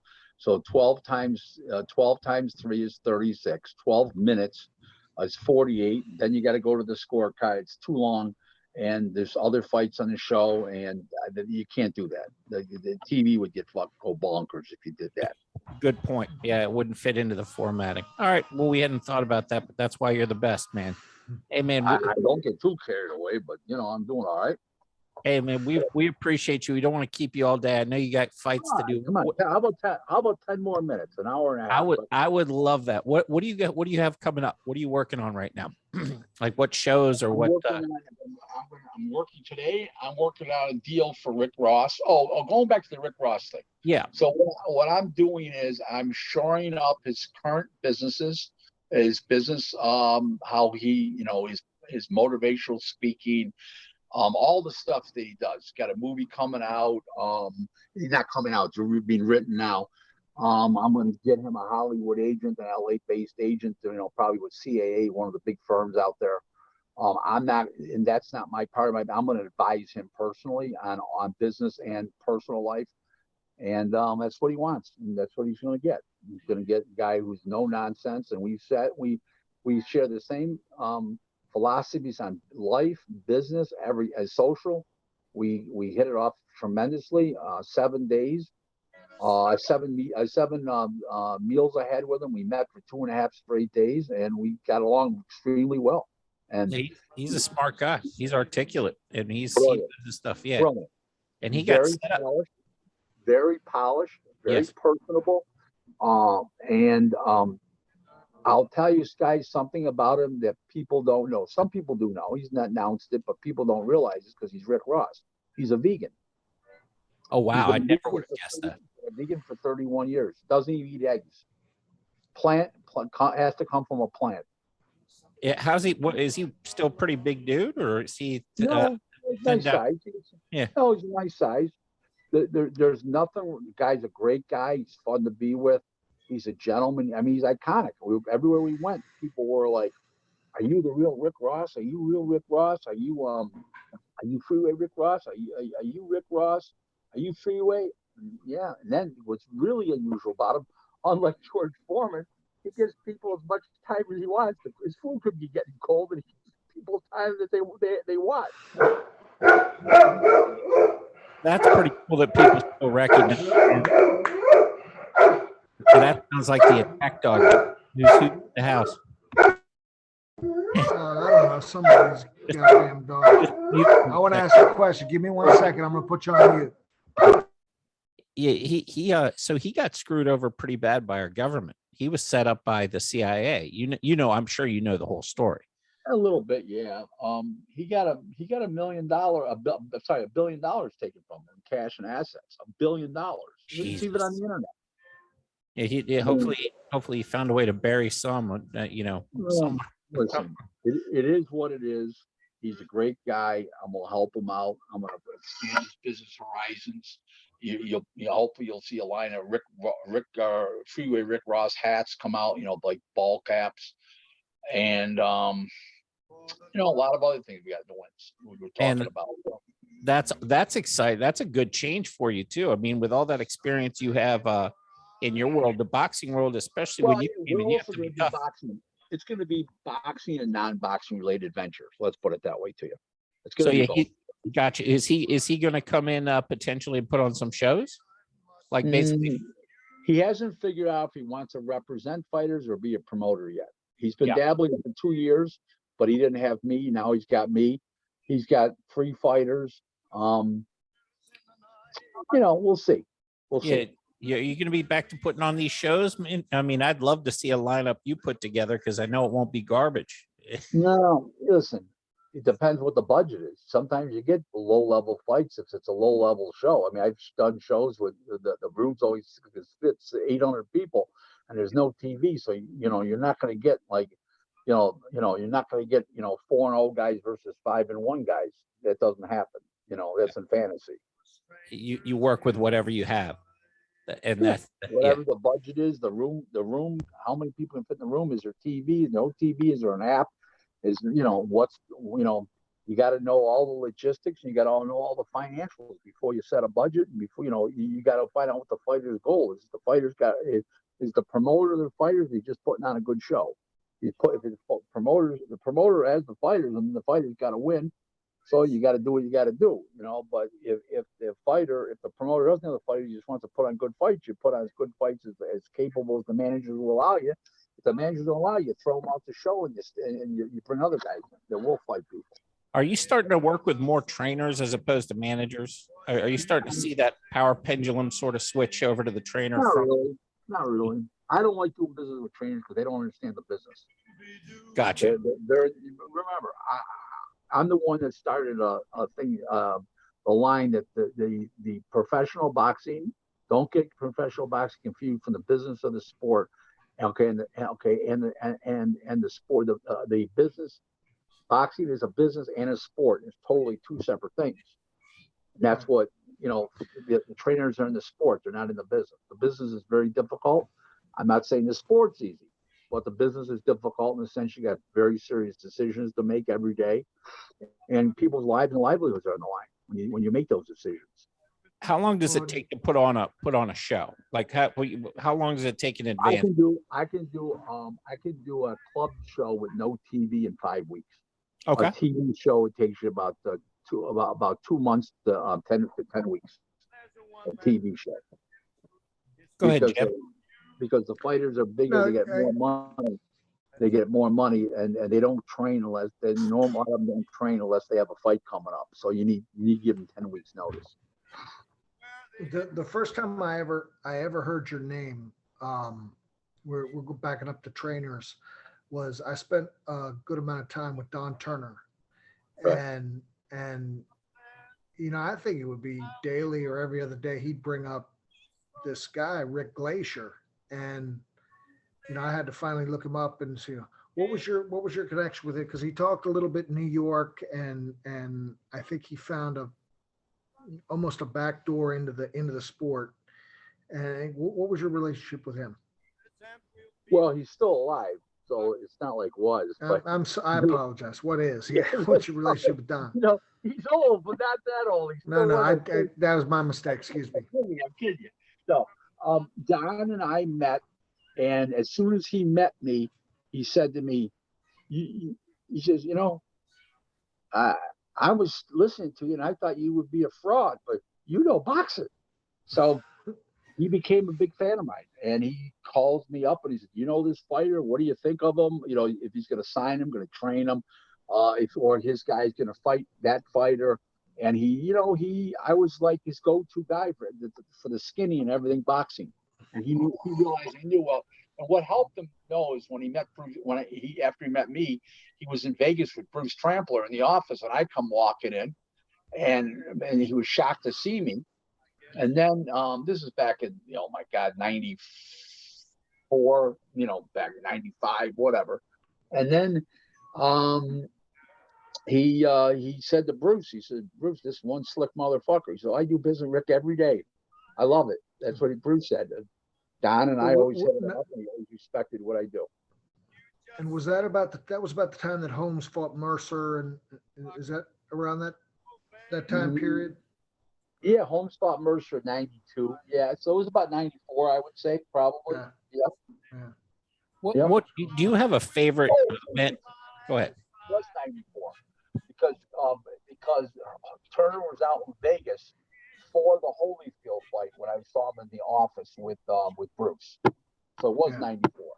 That was April of 94. So there you go. Rick, do you have a favorite event that you put on, like a show that you put on where you went, this is perfect, this went flawlessly, or like a good memory of something that you did that you were so proud of?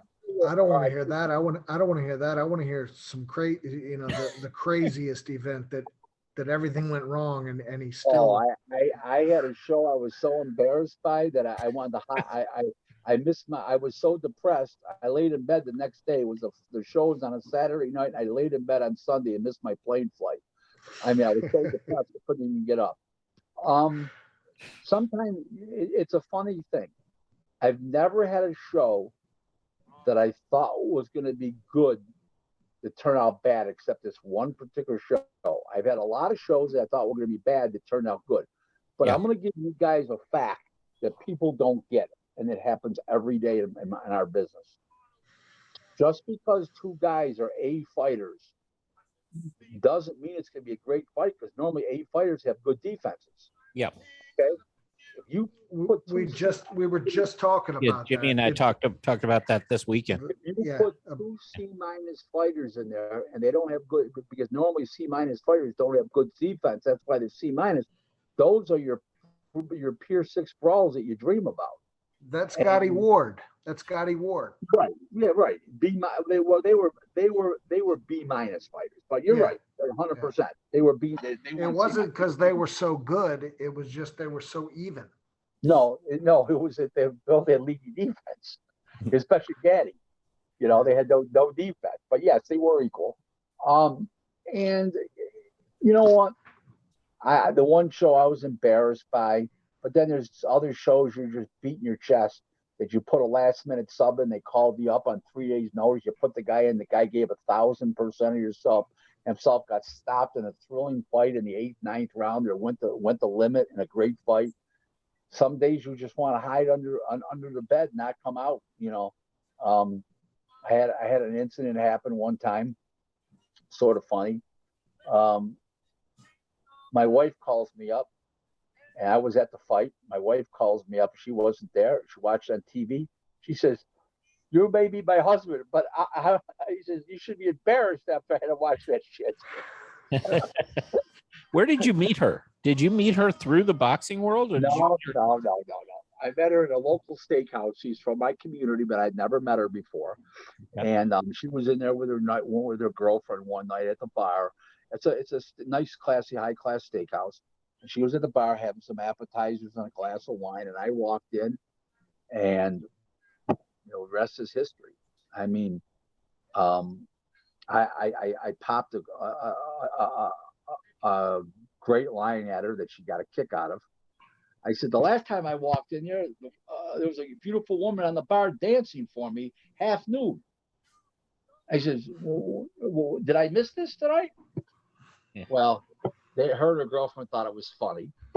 And we all introduced ourselves. And the next thing I know is that, we fell in love. And we get along fantastic. I'd get married all over again tomorrow. I paid for the marriage certificate the first time, the marriage license, and maybe I'd go partners with her on this time, use some of my negotiating skills, Is she a boxing fan now? Oh, That's yeah. beautiful. Loved it. Yeah. She loved it. My wife's very pretty. My wife makes Diana Ross look like an average citizen. That's So- awesome, man. And you're here in Florida, right? No, I live in Williamsville, New York, a suburb of Buffalo.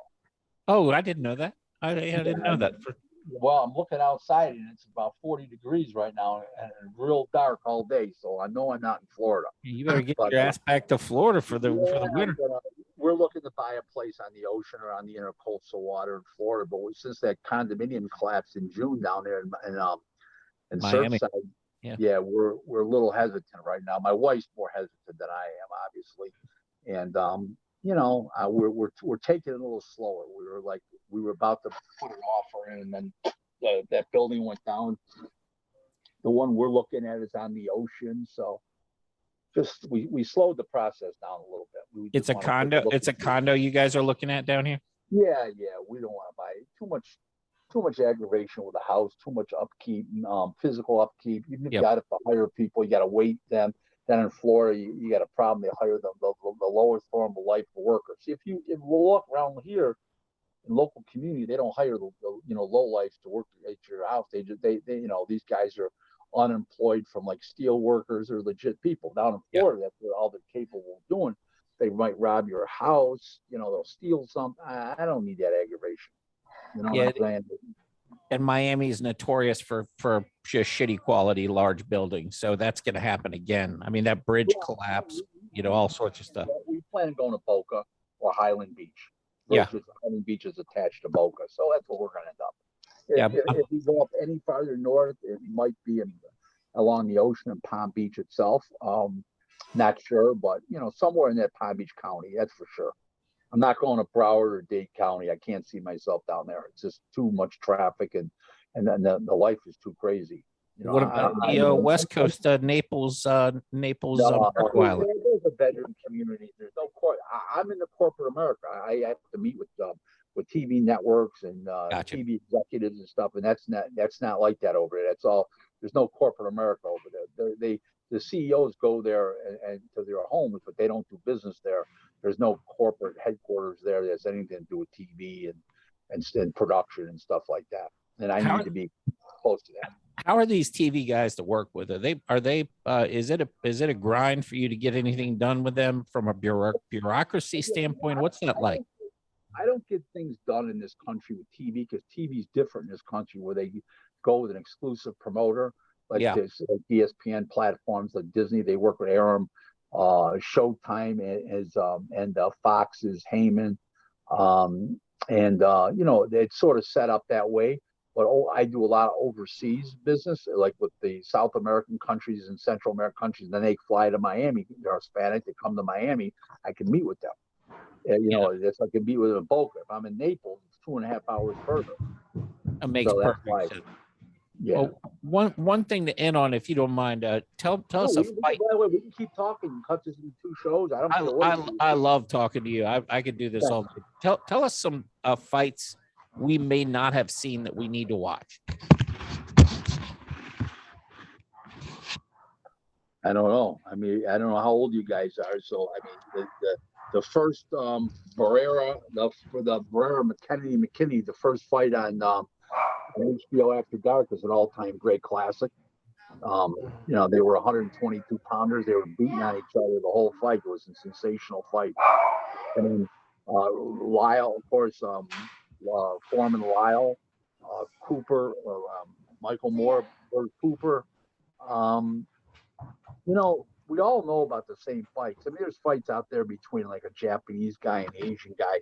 They're great fights. I can't pronounce their names, and you can't understand the announcers. Yeah.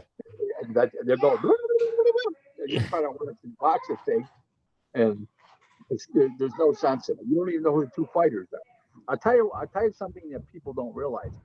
Most of your Indonesian fighters, they wear the Muay Thai trunks. They don't wear the traditional boxing trunks. Yeah. It's a little different. Yeah. Oh, in some ways, it's actually makes more sense. They have the cuts, so it's easier to move around. Although you're old school, so I'm old school in everything I do. Yeah. There's nothing I don't do that's old school. Whether it's restaurants, whether it's how you treat people, customer service. I believe in customer service, and that's why I'm the person that I am. And you just got to do what you got to do every day. But there's no reason to treat people with the lack of dignity or respect, and people deserve that. People spending their hard-earned money. People ask me all the time, well, why are you on social media? You're this in boxing, you're that. I'm on social media for 3 reasons. I love boxing, so it's my hobby, part of my boxing. Okay, but I want to give back to people that are spending their hard-earned money, who can't talk to anybody but arrogant pricks like Dan Raphael, who doesn't know anything about the business of boxing, only the sport. So here's a guy that can ask me questions, and I'm accessible to people. I'm accessible to, I guess it's almost 8,500 people a day, if they want to be accessible to me, directly accessible to me. So that's the second reason I do it. Third, it brings me a lot of business. I mean, let's face it. I mean, if you can't promote yourself, you can't promote anybody else. So you got to do that. You just got to do that. It's just the way how life works. And listen, I've been supposed to be dead 9 times already. 4 car accidents, 3 street incidents, had pneumonia, a pulmonary infection of my lung in 2013. I had cancer for 32 months. I took chemo for 32 months. So I'm supposed to be dead 9 times already. So it's like, I'm happy to be here, to say the least. And, it's give back to people. People spend $80 to watch a pay-per-view. They don't even know what they're watching. They don't know anything about it. And nobody explains anything to them. I mean, they're people, they expect to take people's money, but nobody does anything. Why are these two fighting? Well, this is a mandatory. Why are these two fighting? Well, this is a unification bout. Yeah. That people don't get it. There are a lot of people that are casual boxing fans, and they're really sporting fans, and they watch it because it's a big event, or they watch it because they enjoy it, but they don't know the fighters. Well, nobody's telling them anything about the fighters. And people come to me and says, well, should I buy this pay-per-view? Yes, you should. Should I buy this pay-per-view? No, you shouldn't. And I'm the voice of reason for a lot of people and a lot of different things. That's how I look at myself. And I hate to say it again, but that makes me the person that I am. I mean, my wife calls me. My wife, when she met me, she went home after a couple of days. She told her father about me, especially being a white guy. She told her father about me. He says, Dad, he does a lot of weird shit, but he's not a weirdo. And that's how I am. I have there's a very unique thing about me, gentlemen. And this is very, very unusual. You ready? You know how when you walk into a restaurant, the hostess or the host, they tell you, they guide you over to a table they pick out? I don't do that.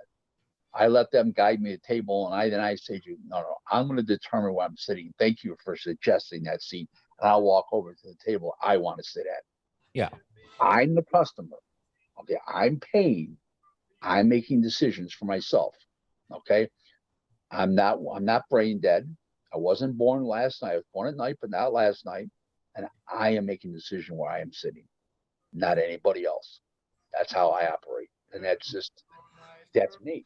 I walked into the bank one day, and the bank lady says to me, the head of the branch, she says, can I see you for a minute? I said, sure. She says, I saw you in a restaurant the other night. You didn't see me. I said, no, I didn't. And she goes, they brought you over to a table and you commandeered them over to another table. I've never seen that my entire life. And I want to applaud you on that. And I did it since that night, and it works. She says, and you've changed my whole perspective of a city and a restaurant. I says, well, thank you. Yeah, I mean, you strike me as a guy that takes control. I also picture you driving a Lincoln or a Cadillac, like an old school. No, not anymore. That was back in the day. Yeah, I had a Cadillac Seville. I had the Lincoln Town Car. I had the Mark 7 Coupe. I had those cars. But now my wife, Yeah. I don't drive because I have no depth perception, like I explained earlier. Yeah. But I think I explained it. But anyway, my wife has we get a new car, a new Mercedes every 2 years. She's got the 2000. The lease is coming up due here a couple more months. She's got the 2020 Mercedes CLS Big Four. It's the second biggest Mercedes. It's a CLS, and it is a twin turbo, V6 twin turbo, and it is all-wheel drive. And it's, I don't know, but it's expensive. Put it that way to you. In Buffalo, you need that all-wheel drive. You have the chains on already, or not yet? No, we don't use chains anymore. That hasn't been in 50 years. No, actually, yeah, she it gets around good in the snow, actually. When I was up there during the winter, everybody drives 70 miles an hour. They don't give a shit that all the snows are snowy. Nobody cares. Nobody cares. People are conditioned for snow here. We grew up in this shit. See, here's the thing: when everybody moves to Washington D.C., everybody moves to South Florida, everybody moves to L.A. People move to Vegas. Nobody moves to Buffalo unless they have to. Okay, like they get reassigned here, like a CEO or chief operating officer. Nobody said, "I'm moving to Buffalo." What a great place! Yeah. So everybody here knows how to drive because everybody's from here. We grew up in this. Yeah, and you down in Florida, it sprinkles. Everybody starts going 25. Up there, they're doing 75, 80 with 8 inches of snow. We don't care here. We're like duck. We're like oil ducks, greased ducks going through water. We don't give a shit. I mean, one of the reasons why Buffalonians have a great reputation in all facets of life with other people. You say you're from Buffalo, you get a lot of respect in the sense that we put up with hard winters. Was a blue collar town. Now it's switched over to white collar in the last 20 years. But we're known as guys that we don't take any shit. It's just our personalities, and I'm not alone. I didn't grow up with any pansies. They were all tough kids. We all played hockey together. We all did what we had to do. Everybody, there's a great story in life, and everybody knows about this. Is your best friends growing up? Did you ever think you'd see them for a last time when you're 18, 17, 18, 19 years old? When you get out of school, most of these guys, you never see them again. You were with them every single day since you were like 8 years old.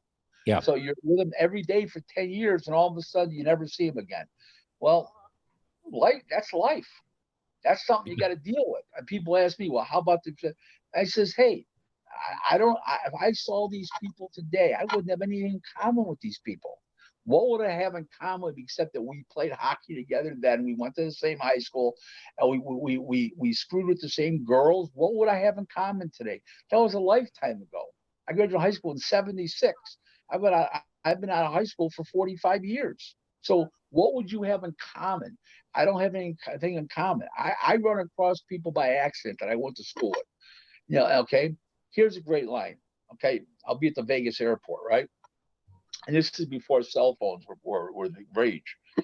People see at the airport and they say, where you going, Vegas? I go, well, yeah, why? Give me what hotel you're staying at. I'll look you up out there. I'll call you. We'll go out together. So hold it. I don't go out with you in Buffalo. Why would I go 2,700 miles to go out with you? I'm out there to see Bruce Trampler, Bob Arum, Brad Goodman, and all the guys, all those guys. And I'm going to go because of Buffalo because we're out in Vegas together at the same time. It doesn't work like that, folks. You know what I'm saying? I'm about business. Yeah. And it's just the way I am. That's the nature of the guy that I am, the nature of the beast. I can't help myself. I was brought up differently. I was brought up totally different. I was 10 years old. And most guys are 10 years old. The father's giving them dimes, nickels and dimes to play with. My father's giving me lessons on life, telling me, son, 10 years old. I remember the date, September 22nd, 1968. We're at the Philadelphia airport. We're coming back from Trenton Motor Speedway. My father was a member of the United States Auto Club, the racing division. He was an arbiter, a mediator for disputes for USAC, which sanctioned the Indianapolis 500 and that whole NASCAR, that old IndyCar series of time. You know, Mario Andretti, AJ Foyt, the Unsers. So we were stuck at the airport because planes didn't take off in terrible high winds back then and rain like they do today because they were propellers. And we're at the airport. And he said to me, son, he says, I want you to get these lessons down right now in life, and I want you to remember them forever. He said, okay. So I says, what are they, Dad? He says, never pay to get into a bar to buy a drink. Okay, I was only 10 years old, talking about drinking. Drinking age wasn't for 8 more years at the time. Now it's 21. Yep. It was 18 at the time. I said, Dad, what's the next one? He says, never stand in line and give anybody your money. If you do, you're a schmuck. I says, okay, Dad, what's the third one? You go out on a date with a girl, no matter what happens on that day, you can't stand her. Something's a problem. Take her home to her parents, open up that friggin' front door and drop her off and make sure her parents see her. Then turn around and leave. This way nobody's talking bad about you in the neighborhood. I says, okay, Dad. I got all 3 down. He says, now listen, next Sunday, I'm going to give you 3 more, but I'm not going to give you 3 more to recite the 3 I just gave you. That's how my life started when I was 10 years old. And every single Sunday, I got 3 lessons on life. Okay, every single Sunday. One of the other lessons is something that I do today, to this day, is that my father told me, never promise anybody anything if it's not within your power to give that what they're asking you of. It's a great, yeah. Okay. And he also told me, never tell anybody when they ask you to do something for them, well, let me see what I can do. And never say, I'll let you know, let me look into it. It's jerk off shit. Because in their brains, they think that you're going to help them when you can't help them or you're not going to help them. So just tell them no right then and there. So you take all chances of deflating them a week or 2 later when you couldn't do it, you're not going to do it, or you're not capable of doing it. Expectation management. Perfect. Yeah. Exactly. Yeah. And everything, I've conducted my whole life like this. I've conducted my whole life from all those lessons. I got 3 lessons every single Sunday. So a great story was, so that was in September. My father went to Florida in December for right after Hanukkah, but right during Christmas time, like right after Hanukkah was over, right about when it was Christmas, and we were up in Buffalo, and then he was going to send for us in a couple of days after they got the family condominiums, straightened out for the season. You know what I mean? So, and the car got down there because the car was getting trailered down there. Okay, so we're up in Buffalo. It's a Sunday, and I called my father at the condo in Florida. I says, Dad, I says, it's Sunday. I want my lessons today. He says, are you out of your mind? You know how much this is costing me a minute? He said, are you out of your mind? Wait till you get down here. He slams the phone down. So my brother, who was 11 months younger than me, says, what did he say? He was mad at me for calling that I was wasting his money. So when I got down there, he gave me 2 lessons. I said, what's the third one? He said, don't call me on Sundays. I'm out of town. I waste my money. That's the third one. One of my favorite about that is he's telling you not to wait in mind to give people money. And basically your job right now is predicated on creating very long lines for people to give you and other people their money. Well, I'm in a different faction of that business. Yeah. I'm providing services directly to people in the business. I'm not worried about ticket sales unless I'm on thrust upon the matchmaker show and got to put asses in the seats. So not really, but yes, I get your point. Yeah, you have a very valid point, by the way. Did you ever pay to get into a bar ever in your life? No. I mean, you never got rope-a-doped into paying to get into a bar once. No. That is fucking amazing. Talk about taking a lesson from a parent. Well, the other thing is I've never had a drink of alcohol in my life. Really? I didn't know that. I've had champagne like up to my lips for my wedding. I sipped on it a little, or my wife will say, taste this Bellini or mimosa, does the orange juice taste bad to you? And I'll put it up to my lips, but I never had a drink. I never had a beer. I never had any hard liquor. It's not my thing. Never had a glass of wine. Not my thing. That is shocking, but that must have made you a very popular, although with no depth perception, you're not a very good designated driver. No, I'm not a designated driver at all. But you know what it's helped me is I've got a great memory, and Yeah. I never have to worry about, well, he's drunk, I don't remember, and all this other bullshit people say. Me, just the same animal I am every day. You know, I'm an intrepid. Somebody called me a cold, intrepid bastard one day, and my wife said, it's a very good description as long as you're not married to him. That's actually, again, I get called things like that all the time. I take that as a compliment. Have you ever been in a negotiation where you felt, obviously you're sober, that the other person fell apart horribly as a result of being drunk or drinking? Yeah. Actually, I had made a deal with a guy once, and in the conversation, I says, I'm going to send you an email to that effect. And I went back to the hotel room. We were out of town together. We were in Vegas. I sent an email to the guy, and the guy next day says, "What's this?" Oh God! He didn't even remember anything. You see, you have to go right back to the drawing board, or do you just feel like talking F off? And we only took 2.5 minutes 3 minutes to rectify it, and this is what you agreed upon last night. He said, "Yeah, it ain't a bad deal. It's fair. I'll do it." You know, but he didn't remember anything about it. That was a pretty scary thought. You know. How did you almost get killed 3 times in the street? Like, were these violent situations? Is that what you're talking about? I mean, let's call it mildly disputes with the Buffalo Mafia 3 times. Yeah. Oh, this is when you were way younger. So you were. This is before you went to Falls Church, Virginia. They're commonly called sit downs. Yeah. And actually, one of the times we mediated it out. The other 2 times they sided with me against their own, which is very rare. Yeah. Very, very rare. And but I was right. So I got nothing to, I'm glad my life's turned out. Like I said something a couple weeks ago on Twitter, and people got the wrong impression what I said. I'm a great underachiever. Okay. Yep. Now that sounds weird because I'm successful, but I'm a great underachiever. Why? My parents wanted me to go to law school. I ended up on the street. Okay. I don't mean on the street on my ass. I mean, hustling. Yeah. Dealing drugs or anything like that. As I call it, banking. I used to supply banking services of all types of the community. So basically speaking is that I'm a great underachiever. I could have been a lawyer. I could have been a CEO of a company. I could have been a COO of a company. And to this day, I have other hobbies that I do. I buy businesses for a corporate and for capital equity companies. I do about one deal every 2 years in that field. Now I'm taking on Rick Ross.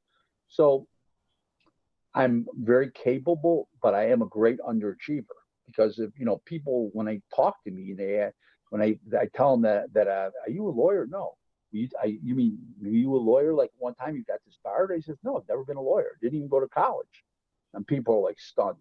So I'm a great underachiever because I could have been a lot more than I became.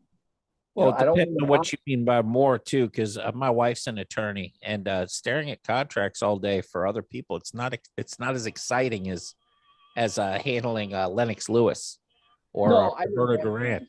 I supplied sparring partners for him. Yeah. But,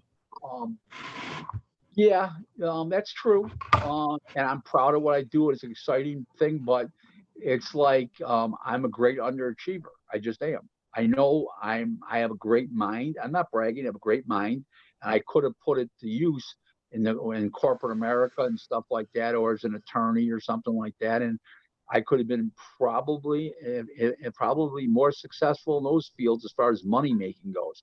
I may have not gotten the respect that I do worldwide in those businesses, and the acclaim that I've accomplished in boxing, but I believe I'm a great underachiever. I really am. I don't think we'd be having this conversation if Don King hadn't have fucked up the hype job with your mother. True. That's a good point. You know, I'll give you an idea. I think if your mother were proud, you'd be like, "Oh hell yeah, I did a great job." You know. I'll give you another example. Yeah. Take Meyer Lansky, for instance. Okay. Meyer Lansky, if he was in corporate America, he would have been Lee Iacocca. You see what I'm saying? And there's nothing wrong with what he did, and I'm not against it, but I'm just saying to you that's how things work. And that's Didn't you know Iacocca? Didn't you meet Ike? Didn't you meet him? I met him. Yes, I met him. I actually met him in a restaurant in Florida, actually. I mean, are you impressed with my homework on that? Yeah. Yeah. Yeah. Iacocca was I met him in Florida, and very, very cool guy. Met him in an Italian restaurant, and then I met him another time in another restaurant. And this is in Palm Beach, of course. And very, very cool guy. You know, parents were Italian immigrants. Look what he rose to the pillar of American society in corporate America, and just he was Lee Iacocca, iconic figure in American history. Did you feel it when you were around him? I mean, you've been around a lot of famous people. Did he have a special aura about him? Not really. Freeway Rick Ross has more of a Charisma air about him. You know, way more, because Lee Iacocca is one of those kind of guys. He blended into a restaurant. Yeah. So he had gray hair, elderly, whitish grayish hair. He was, he was sitting down, he wasn't like, and another thing is he was in there with his peers. So they're all titans of the universe in that room. Yeah. Nobody was making a big deal out of him, because in that kind of atmosphere, he's not a big deal. You understand? Does that make sense to you? Yeah, absolutely. Everybody's wearing a suit, and everybody there's at a high level. Yeah, like this is Palm Beach. This is a fancy restaurant.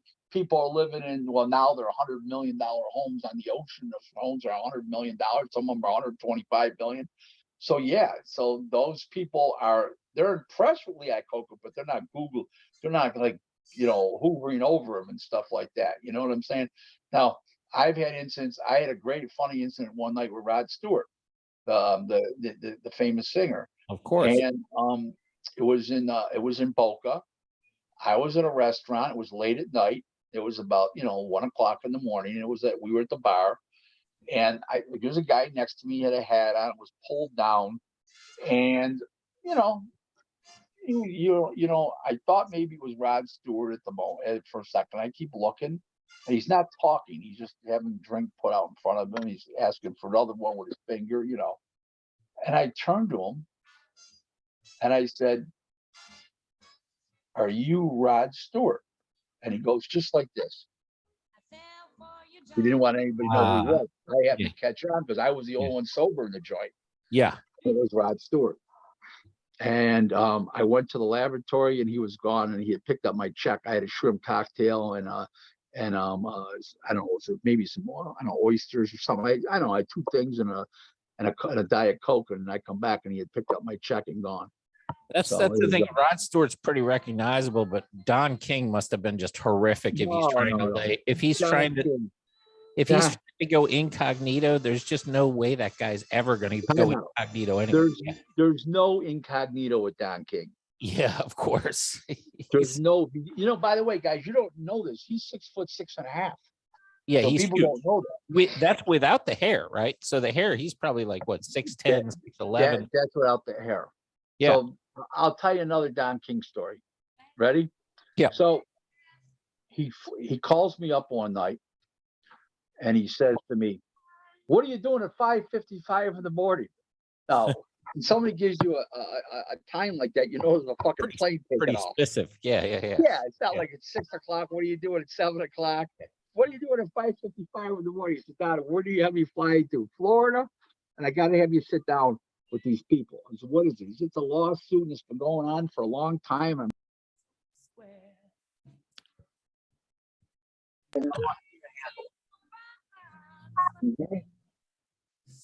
Oops. Hold on one second. Let me hit the I think I set this for 2 hours, and let me make sure that this thing's moving. Um, yeah, it's still going. Go ahead and fire away. Can you hear me? Yep. Yes, sir. Okay, so what happened was I went and he flew me to Florida and he had me sit down with these guys and there's two lawyers and it's a case. They're suing, everybody's suing each other and multiple parties. In 2.5 hours at something that was taking like 2 years, I got this thing fucking taken care of. Yeah. All parties were satisfied. Everybody was happy. And, people give and take, but I made everybody whole, satisfied for what it was. Nobody was going to win here but the attorneys. I explained that to the party. We had people on the phone, other parties who were involved in this lawsuit. And the lawyer turned to me, the one lawyer out of the two, turns to me and said, Rick, I never, ever heard your name before today. Well, you did an unbelievable job. This has been going back and forth for like 2 years. It's very intense in the last 6 months. And in 2.5 hours, you wrapped this thing a whole. And I'm very, very impressed. And that's why you would never be an attorney, because you're so fucking good at fixing things. Right. Yeah. Don is sitting at the end of the conference table. Don's at the end of the conference table. He's half sleeping. He says, "What do you think? I got around here for his good looks and his table? Man, I was fucking no." So that's Don. See, Don would turn it on and off. He was a pretty good listener. I mean, everyone looks at him as a guy who talked all the time. I don't talk much at all. Privately, he was a great listener. Yeah, very, very good listener. Listen, I've never had a negative word to say about Don. I think Don's a great guy.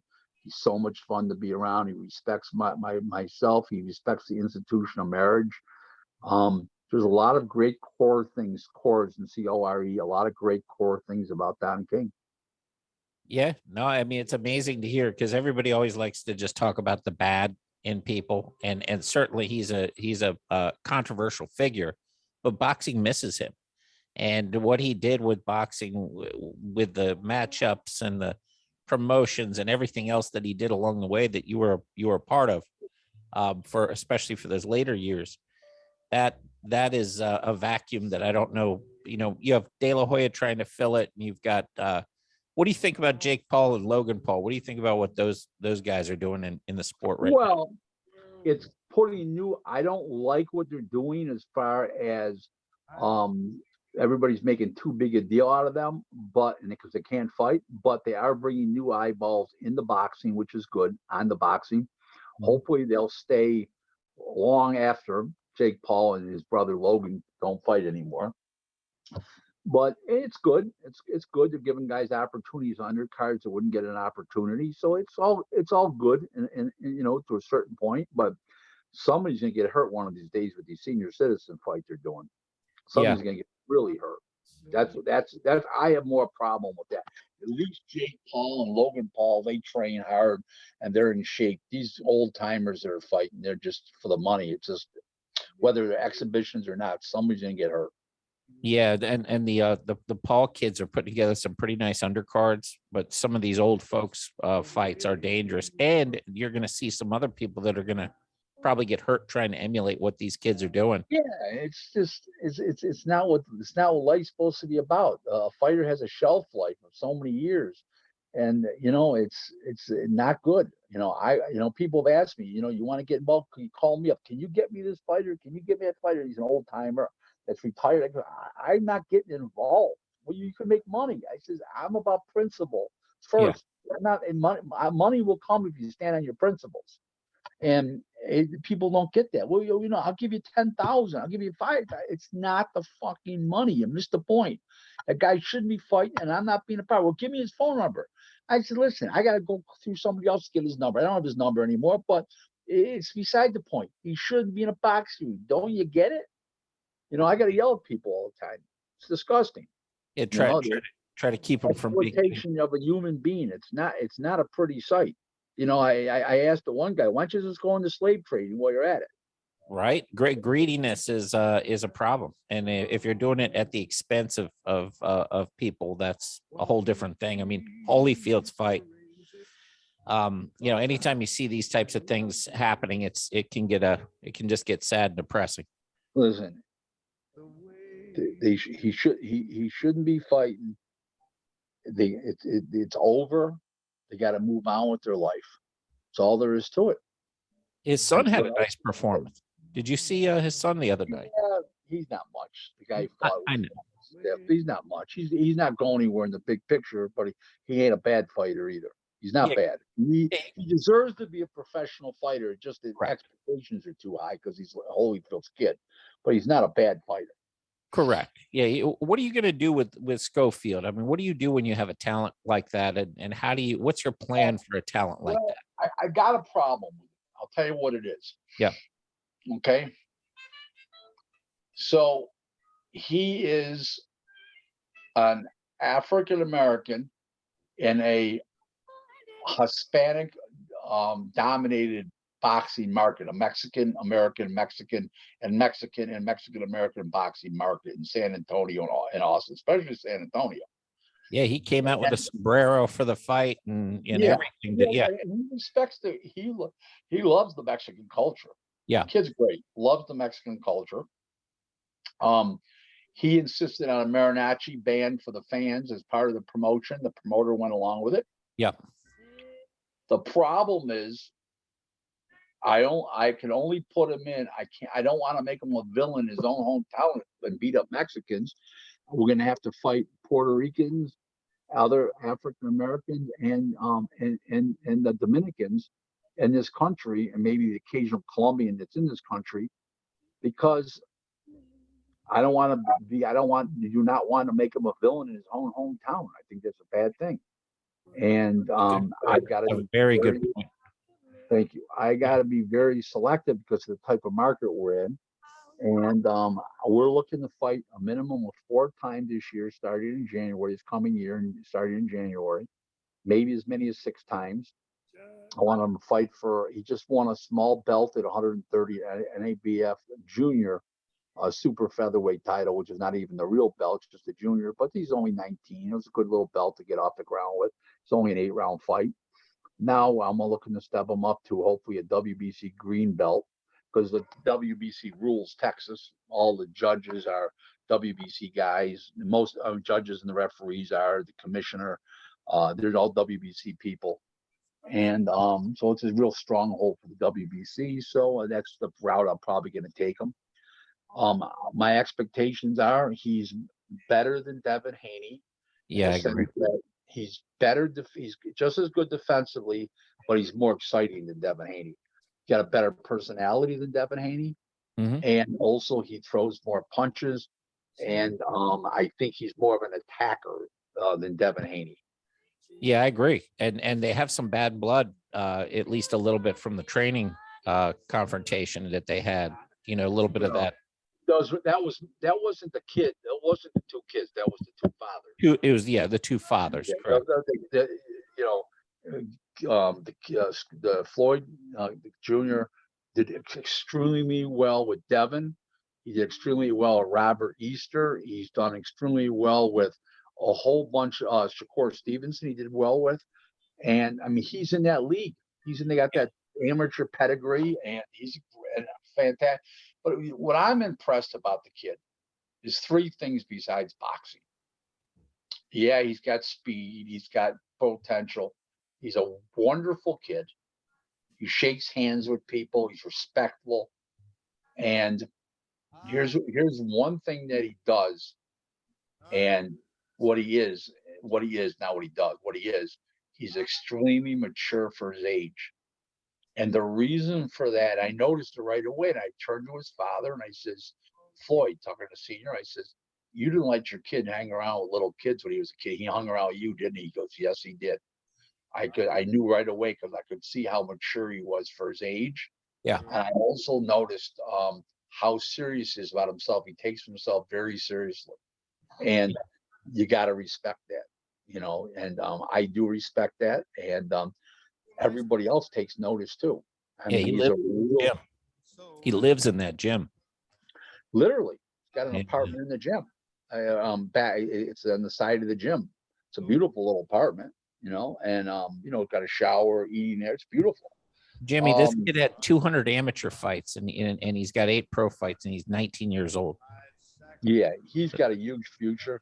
You know, Yeah. I want to back up on a subject. You mentioned promoting a black kid and a Mexican kid and everything, and using the nationalities as a tool to promote them. You know, we all know about the Great White Hope, and we all know about a Puerto Rican at Madison Square Garden. You know, the atmosphere. Has that animal changed in promoting the sport nowadays in this in this 100%. Okay, 100%. so tell me about that, because you can't just unabashedly go out there and say, cheer for the white guy, you know, cheer for the No, Great actually, White Hope, or actually, you know? actually, it's different today because we're 80% of your audience used to be white, 80% is Hispanic now. Yeah. So you have more Hispanic fighters now. You have more people using Hispanic fighters, especially Mexican Americans. And that's the way the business is gone. That's why I had said a little while ago, I don't want to make this young man a villain in his own hometown and beating on Mexicans. You know, if I have to use a Mexican because I can't get anybody else at the last minute, I'll use a Mexican, or if somebody's injured, I'll use a Mexican or Mexican American, but I don't want to do that. It's not the ticket I want to use. Right. Do not want to make him a villain in his own hometown. He's a great kid. He doesn't deserve that. He's not that type of guy. He'll brag about himself in the sense of say, I want to be a world champion. I'm going to be great. I want him to say those things because that's true. But I also don't want him abusing the ethnic base of Mexicans in a Mexican community, because it's not going to endure him to the locals. Are you going to stick him local, like for his fights? Or are you looking to move him around? Yeah, no, we're going to keep him. We're going to keep Davies. him for the first couple years. Definitely. Build I that want him to have a home base. So if we get to a bigger promoter, if Davies, you know, who knows, or Davies, or we grow with Davies, you know, or the kid grows, Davies grows with the kid in reality. Yeah. The kid is bigger than Davies. So right now, you know, it's one of those kind of things where it's just going to be touchy-feely, and we're going to play it by ear, and we're going to look at if the crowds are improving and stuff. The crowds keep improving, and there's more interest locally. We're just going to keep them right there. There's no reason to take them anywhere else. Yeah, that division is really, really loaded with talent, man. In that 130 to 140 range. Did you see Shakur's performance Saturday? I think that was a great word, performance. It was sensational. He went from thinking to join out the last time to looking like the greatest fighter that ever had gloves on. It was completely a world of two different fights. No question. It was a master class of boxing. I mean, it was an absolute master class. Absolutely. He did a great job. Zero negativity associated with that performance. I can't say enough great things about the guy. He was humble after the fight. Yep. I couldn't ask for more. I mean, he's a natural. He's a great fighter. Yeah, and he's already looking to unify the belts. He's already shooting for that unification. Well, you know, there's only so much money to go around for a fight, and I don't know how much Oscar Valdez is going to want, but he's going to get his ears handed to him in that fight. You know, this guy isn't a slow-footed, slow-handed Mexican like Belchart was, and this guy's going to get it handed to him. This guy can really, really fight. And do you ever do any handicapping on fights? Do you ever post who you think's going to win up on Twitter? I do it all the time. Oh, I need to follow your Twitter. I guarantee that you're batting at least 650 up there. At least 650. Now you're insulting me today. Come on now. 750. I was going to say at least 650, but that's pretty damn good. Very, very good. I'm really probably 95% overall. We might just start promoting all of your promotions and just say, here's what the Wizard says this week. You see, there you go. We now have the nickname for you. Every group has their own nickname for you. You're now the Wizard for us. Behind the curtains, the man behind the guy that's running the show. Got the strings. Yeah. I'll tell you guys a cute story about my wife and I. So we're sitting in a restaurant in Florida that I had never been to before. It was a really good restaurant. And a guy walks up to me and he says, you know, I don't know you, but I know you. Who are you? Yeah. I says, well, I'm just a regular guy from Williamsville, New York. Why? He goes, no, I know. Well, what is your name, sir? David. What's your last name? Levin. Jewish name, first and last name, you know, typical Jewish name. I go, oh, real nice. Okay. So where you from? Ah, you know, right outside of New York City, blah, blah, blah, Westchester. Oh, nice, you know, blah, blah, blah. So we're talking. He says, so what do you do for a living? He says, I'm in the professional boxing business. And he goes, really? I go, no kidding. He says, I love boxing, blah, blah, blah. Well, it turns out that one of his friends he works with a friend of mine that used to live in Buffalo, that moved to New York for business for on Wall Street, and he works with a friend of mine. And his friend had showed him a picture of me recently at that time, which was back in 2018, and he had shown a picture of me on the internet of what I looked like, and he knew me, but he couldn't figure out what it was. But what a small world, you know, what an absolute small world it is. And I want to tell you one quick story you guys really like. Ready? Sitting on an airplane once. I'm going from New York City to Boca. We're flying into West Palm Airport. And, you know, Palm Beach is right there. There's a woman sitting next to me in first class. And she turns to me and she says, what is your name? I says, Rick. I said, how are you? So you going to Florida for vacation or business? Like, well, a combination of both. First business that I'm going to be down here for like at least a month. It's the dead of the winter. So she says, what do you do for a living? I said, I'm in the boxing business. She goes, oh, corrugated? I says, no, professional boxing. I go, wait. I go, professional boxing. Oh, she says, you have a doctorate in it. I says, yes, I do. Yeah. Boom. Right off, you know. There you go. Yeah, I took when you said corrugated, I'm like corrugated. Wait, oh shit, boxing. Okay, I got you. Yeah, it took me a second. I was so deep into the whole So I realm. said, no, I said professional boxing. Like I'm trying to tell her just the sport, and she goes, "Oh, you have a doctorate in it." There you go. Goodness gracious! I mean, well, at least she's not a real. At least you have to put up with that from somebody who's not a real fan. You actually have to put up with that from people that are actually in the business too, to some degree. Yeah, sometimes. But I'll tell you what's funny. Yeah. These hardcore fans that think because they watch boxing on TV and you're in the business and they're telling you on Twitter, oh, you're wrong, you're this, you're wrong, you're this and that. And I don't, they tell me you don't understand. I love when people say to me, you don't understand. What part of this don't I understand? Does one stick out? What's the last one that somebody said something like that about? Oh, when I said that Fury was gonna knock out Wilder again, and he's gonna show everybody the first time was, you know, the second fight wasn't a fluke when he knocked him when he just knocked him out. Well, I think that made you racist, didn't it? Yes, it did. Thank you. A lot of people thought you were racist for that. Yes. I'm always racist because I pick a guy to win a fight. You're racist.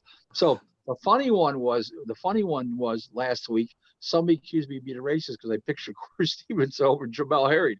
I said, did anybody tell you both fighters are black? Jesus Christ. I mean, it's unbelievable, these people. You should be able to go back after the fact and permanently mark somebody for that level of wrong. I mean, anybody that went into the Fury fight knew that Fury was the way better boxer and that you had a punching chance. On the other side, you had a puncher. Somebody asked me the comparison in the ring between in boxing ability, nothing to do with punching now, boxing ability. I said, comparing Fury and Wilder is like comparing a high-priced call girl and a streetwalker. I mean, it's like that girl that gave you the $500 or the guy that gave you the $500. That was very classy of you not to turn around and give it to the girl, by the way, because you might have been able to leave with her right then and there. Well, I don't think 500 meant anything to her being that guy's wife. And the guy sold his business for $100 million to Tyco. I don't think that because I ended up looking him up on the Google. So there you go. I would say that Fury Wilder fight had one of the best performances of laying on a person with weight without it being boring. Like Fury. You know, that's a good observation. I thought the same thing. but it just shows you how little Wilder knows about boxing, whether it's on the inside or the outside. He can't box either. Yeah. I mean, terrible. I mean, terrible. How about a guy 6'9" weaving a Bobby on the inside to get away from punches? That was really funny. The announcers didn't even catch that one. They were so amazed they didn't say anything. Yeah, I mean, some of the announcements, even the pre-fight announcement, you have Fury in there. He's dancing to, I believe he was dancing to AC/DC, even though he walked out to AC/DC, but he was dancing to something. And the announcer goes, it looks like he's trolling Wilder. And I'm like, trolling Wilder? They're getting ready to walk out in the fucking ring. You think Wilder's watching Twitter right now? You fucking asshole. Guys, I'm going to tell you something. When I watched the fight with my wife, and she was rooting for Wilder because my wife has roots in Alabama. Her family still lives there. Her father was born there, Jamaican parents. I'm going to say Bohemian parents from the Bahamas. I'm sorry, not Jamaican, but from the Bahamas. And so she was rooting for Wilder. They root for Alabama, the football team. When our coach for the UB Bulls, the college basketball team, he left here to go to Alabama and become head coach. She's excited. Well, he left here, but he's going to Alabama. That's great. I love it. Blah blah blah. So it's all about Alabama. I get it. After Fury got up twice in the fourth round, the round was over. She turned to me. She says, "It's over." He says, Fury's going to come back and knock him out. And that's exactly what happened. She knew. She knew that the guy, if you can't knock a guy out and you knock him down twice, that Piccolo twice in the fourth round, and you couldn't finish him up, you're done. Yeah. And Fury was dominating that round before the first knockout. It was not dominating. There was never any doubt, even when Fury was on the ground, there was never any doubt that he was going to stand up, weather the storm, and win the fight. Right. Yeah. When they did the first fight, when he got up in the 12th round for that bomb, when everybody counted him out, he got up. It was unbelievable, and he's just a special guy. I mean, I don't know if you guys know how funny this guy is. He's fucking hilarious. Yeah. If you Google him, go Google him. And I meant Google. Go to YouTube, and you'll see some of the talk shows he's on in England. This guy's hilarious. I got to tell you what he did. So he's laying on the floor before a presser in Vegas, and literally laying on the floor. And he's got those long legs. And this woman went around him, and she was a little overweight. He turns to me. I'm standing there, and she walked literally around him. He says, I did a lot of good for her. She just lost 5 calories. He's a funny bastard. And he can sing too. He can sing for real. He's just a well-rounded guy. He's got personality, charisma.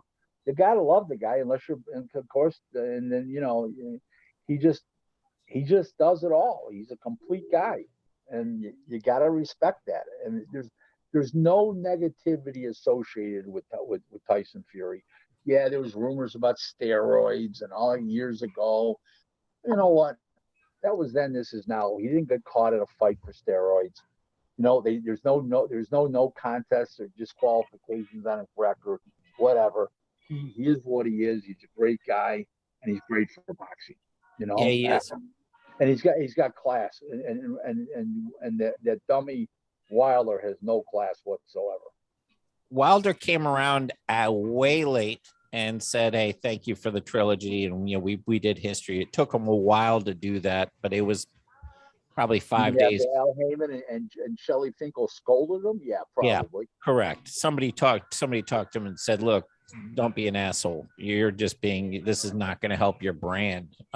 Either way, he did it. But Fury wished him a happy birthday. It was actually really. Did you see the video? It was a nice thing that he did. Yeah, I saw it come up on my timeline. I took a look at it, and it was pretty cool. Yeah. I mean, Fury's just a one-of-a-kind guy. We should be all glad to be champion. There's nothing boring about the guy. He makes good fights. He's fun to watch.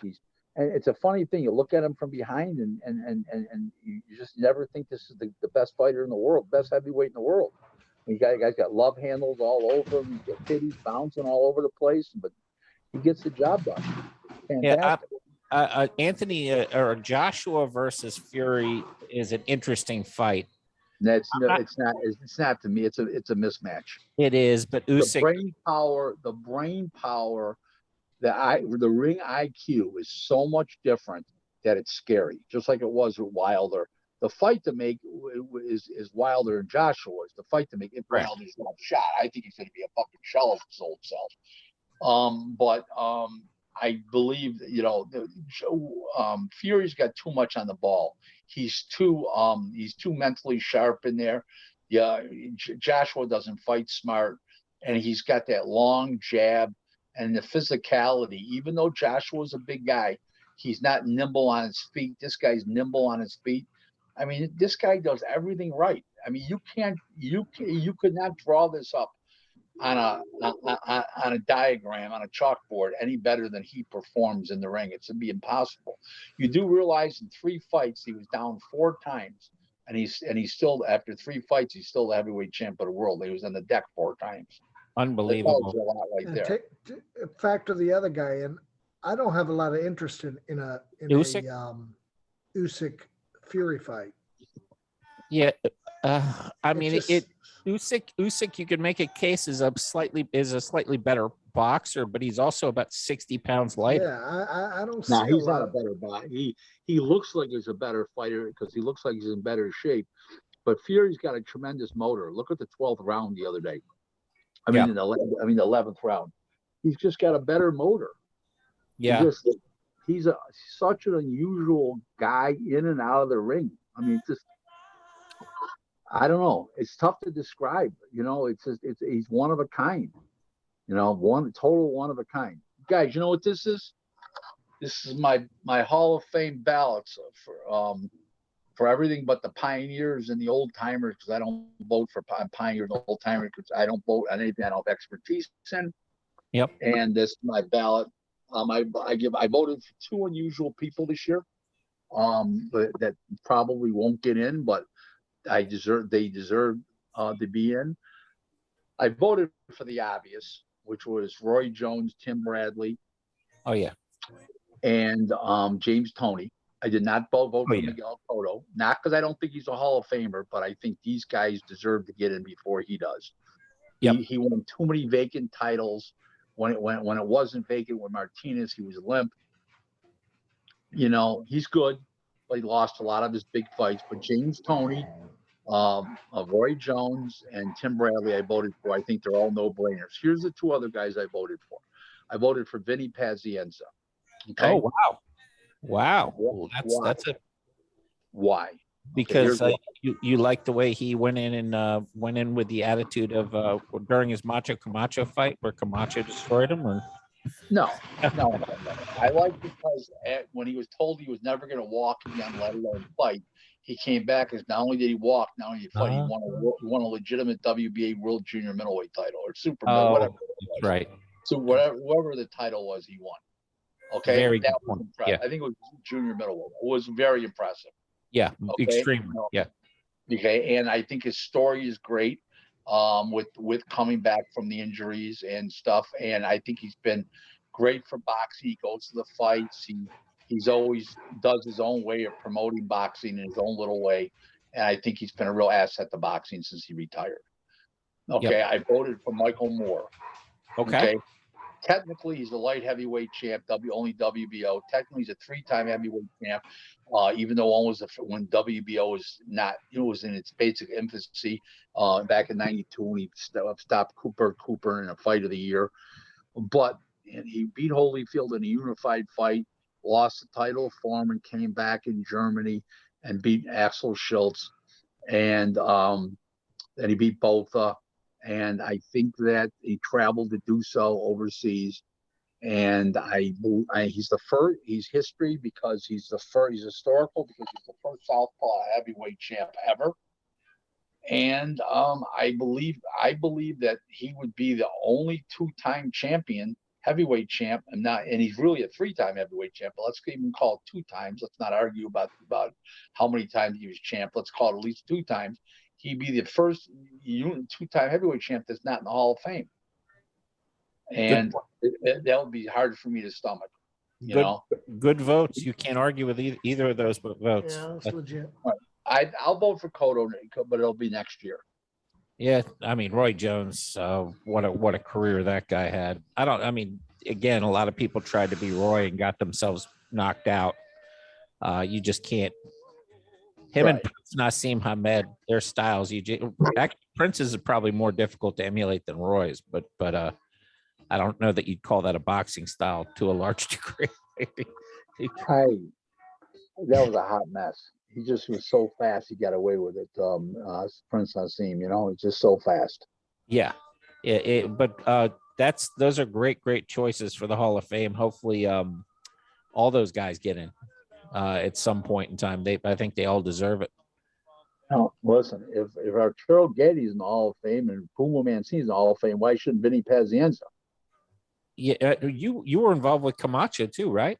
Yes. I mean, yeah. What was that like? Because he had ups and downs, but he was a character. Oh my God. He's a shit show in many ways, wasn't he? Oh my God. You look like his manager when he's talking about managing Hector Macho Camacho right now. I was only the matchmaker. Oh my God. He never show up at a weigh-in at time. Oh boy. I mean, he get there. You tell him I told him one time the weigh-ins, it starts at 3 o'clock when it really started at 4. He showed up at 5. Yep. One of those. That's what drives people crazy too. I mean, do I need to be, then he wants 9 plane tickets, 10 plane tickets. I said to Mike Icky, who's the promoter, I says, Mike, it's your money I'm protecting. Stop arguing with the guy. Just give him the plane tickets. He says, how many did you give me? He wants 9. Are you out of your mind? I said, you just said give them to him. Yeah, I didn't know it was that many. I mean, it's nuts. And what people don't understand about plane tickets, this is what people don't understand. It's not just the plane tickets. You got to feed the people while they're there. You got to put them in hotel rooms. You got to pick them up and drop them off the airport. They come in 2 different times. Everybody comes in a different time, except the fighter and the trainer, and maybe one other handler come in first, and they all start coming in one. And you got to pick them up at the airport, and you got to take them back to the airport. I mean, it's nuts. It's crazy, and a plane ticket of what you think is $300 or $400 turns into $1,200 with the food money and the hotel room. So yeah. All of a sudden you get 3 more people coming than supposed to. It's $3,600. No joke. Yeah, and one thing to be clear on the Pazienza fight, Vinny was talking so much shit during that fight that Camacho came clean and in shape, and that was Vinny's biggest mistake. Yeah. That's true. That's true. But back then to make 140 pounds, Camacho had to come in shape. It wasn't like he could come in half-assed because to get the 140, he had to really train hard. Later on in his career, he missed weight with me too many times. I had to go over and bribe the fighter up. Then he didn't want me to. He wouldn't let me take it. He kept arguing with me about because I wanted to take it out of his purse. You pay it. You guys pay it. We were doing the shows on USA TV at the time. And I liked him as a person in the sense he was fun to be around. But when it came to dysfunction and stuff, he was the king. If you told Roberto Duran the weigh-ins at 4 o'clock, he gets there 3:45 and signs autographs before the weigh-in starts. With Camacho, he's 2 hours. Like I said, I told him the weigh-in started at 4. I told him 3. He showed up at 5. Yeah, you could see that, and that's with such a talented guy. He saw the turning stone one time when there was no TV, and he showed up late at the weigh-in like an hour and a half, and the commissioner wanted to fine him. I says, if you go to fine him, he says that he won't fight. Now we got a real problem. You're gonna have a problem with the casino because the casino had their own commission. So then the guy backed off. So ugly. Yeah, I'm sure you've seen it all from that perspective, but at least it's a good memory, you know, in a weird sort of way. Yeah, in a perverse way, it was a great. It was a lifetime full of memories. I don't want to relive. Yeah, right. Well, Jimmy has to run. And I'm gonna play something for you. I want you to hear it because I think you'll appreciate. This is the great Roberto Duran. Roberto Duran. If I could have somebody put him with Tyson Fury for a duet, I'd laugh my fucking ass off about that. How'd you like to take a picture of 1, 5, 6.5, and 1, 6, 9? Could you imagine a picture? Be the funniest duet in history. Hey, Rick. Yes, sir. I'm heading out, man. Thank you very much. I'm just mesmerized listening to all this stuff. And I really, really appreciate you coming on. You're always welcome. And I hope that you'll agree to come back to sometime. Absolutely. You know, you want to have me before a big fight or after a big fight or something controversial or whatever. You know, I'm a phone call away, gentlemen. Rick, you are fantastic. The wizard, Rick, the raccoon. The wizard. Question. Yeah. All your other guests, am I the best so far? Oh, you're fantastic, Rick. I mean, you're just so full of information. You're such an open book. It's a beautiful performance, man. Thank you so much. I just, you know, I want to do my best no matter what I do. That's part of being me. You know, so I appreciate you guys having me. Okay, Eric, Jimmy, it's been a pleasure. And nice. I think hey Jimmy, I think I'm gonna get a little spaghetti right now in the fridge with a little eggplant that I got, with a couple of nice ground up meatballs in the sauce, and heat it up, and I'm gonna have a little dinner before I watch. I didn't know you. I didn't even know you would know what that is. Eggplant? You don't eat Italian food, do you? Yeah, every meal. Every meal. Hey, Jimmy, you know what my wife says about me?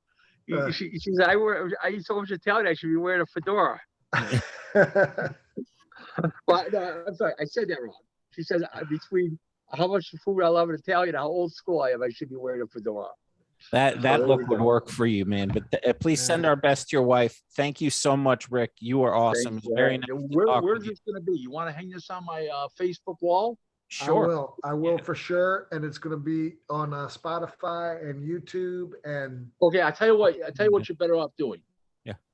Text it to me on here, and then I'll share it on my thing. Because if you guys put it on, only certain people can see it. If I put it on, everybody can see it. I'll get you the link in about 45 minutes. So I'll pull it down, download it, and I'll put it up on Twitter too, guys. Okay. Sounds like a plan, man. Thank you so much again. Have a great night. What's the name of the show? The Beers and Brawlers Podcast. You got it. Thank you, Rick, very much. Appreciate you, man. Have a good one. Thank you, Rick.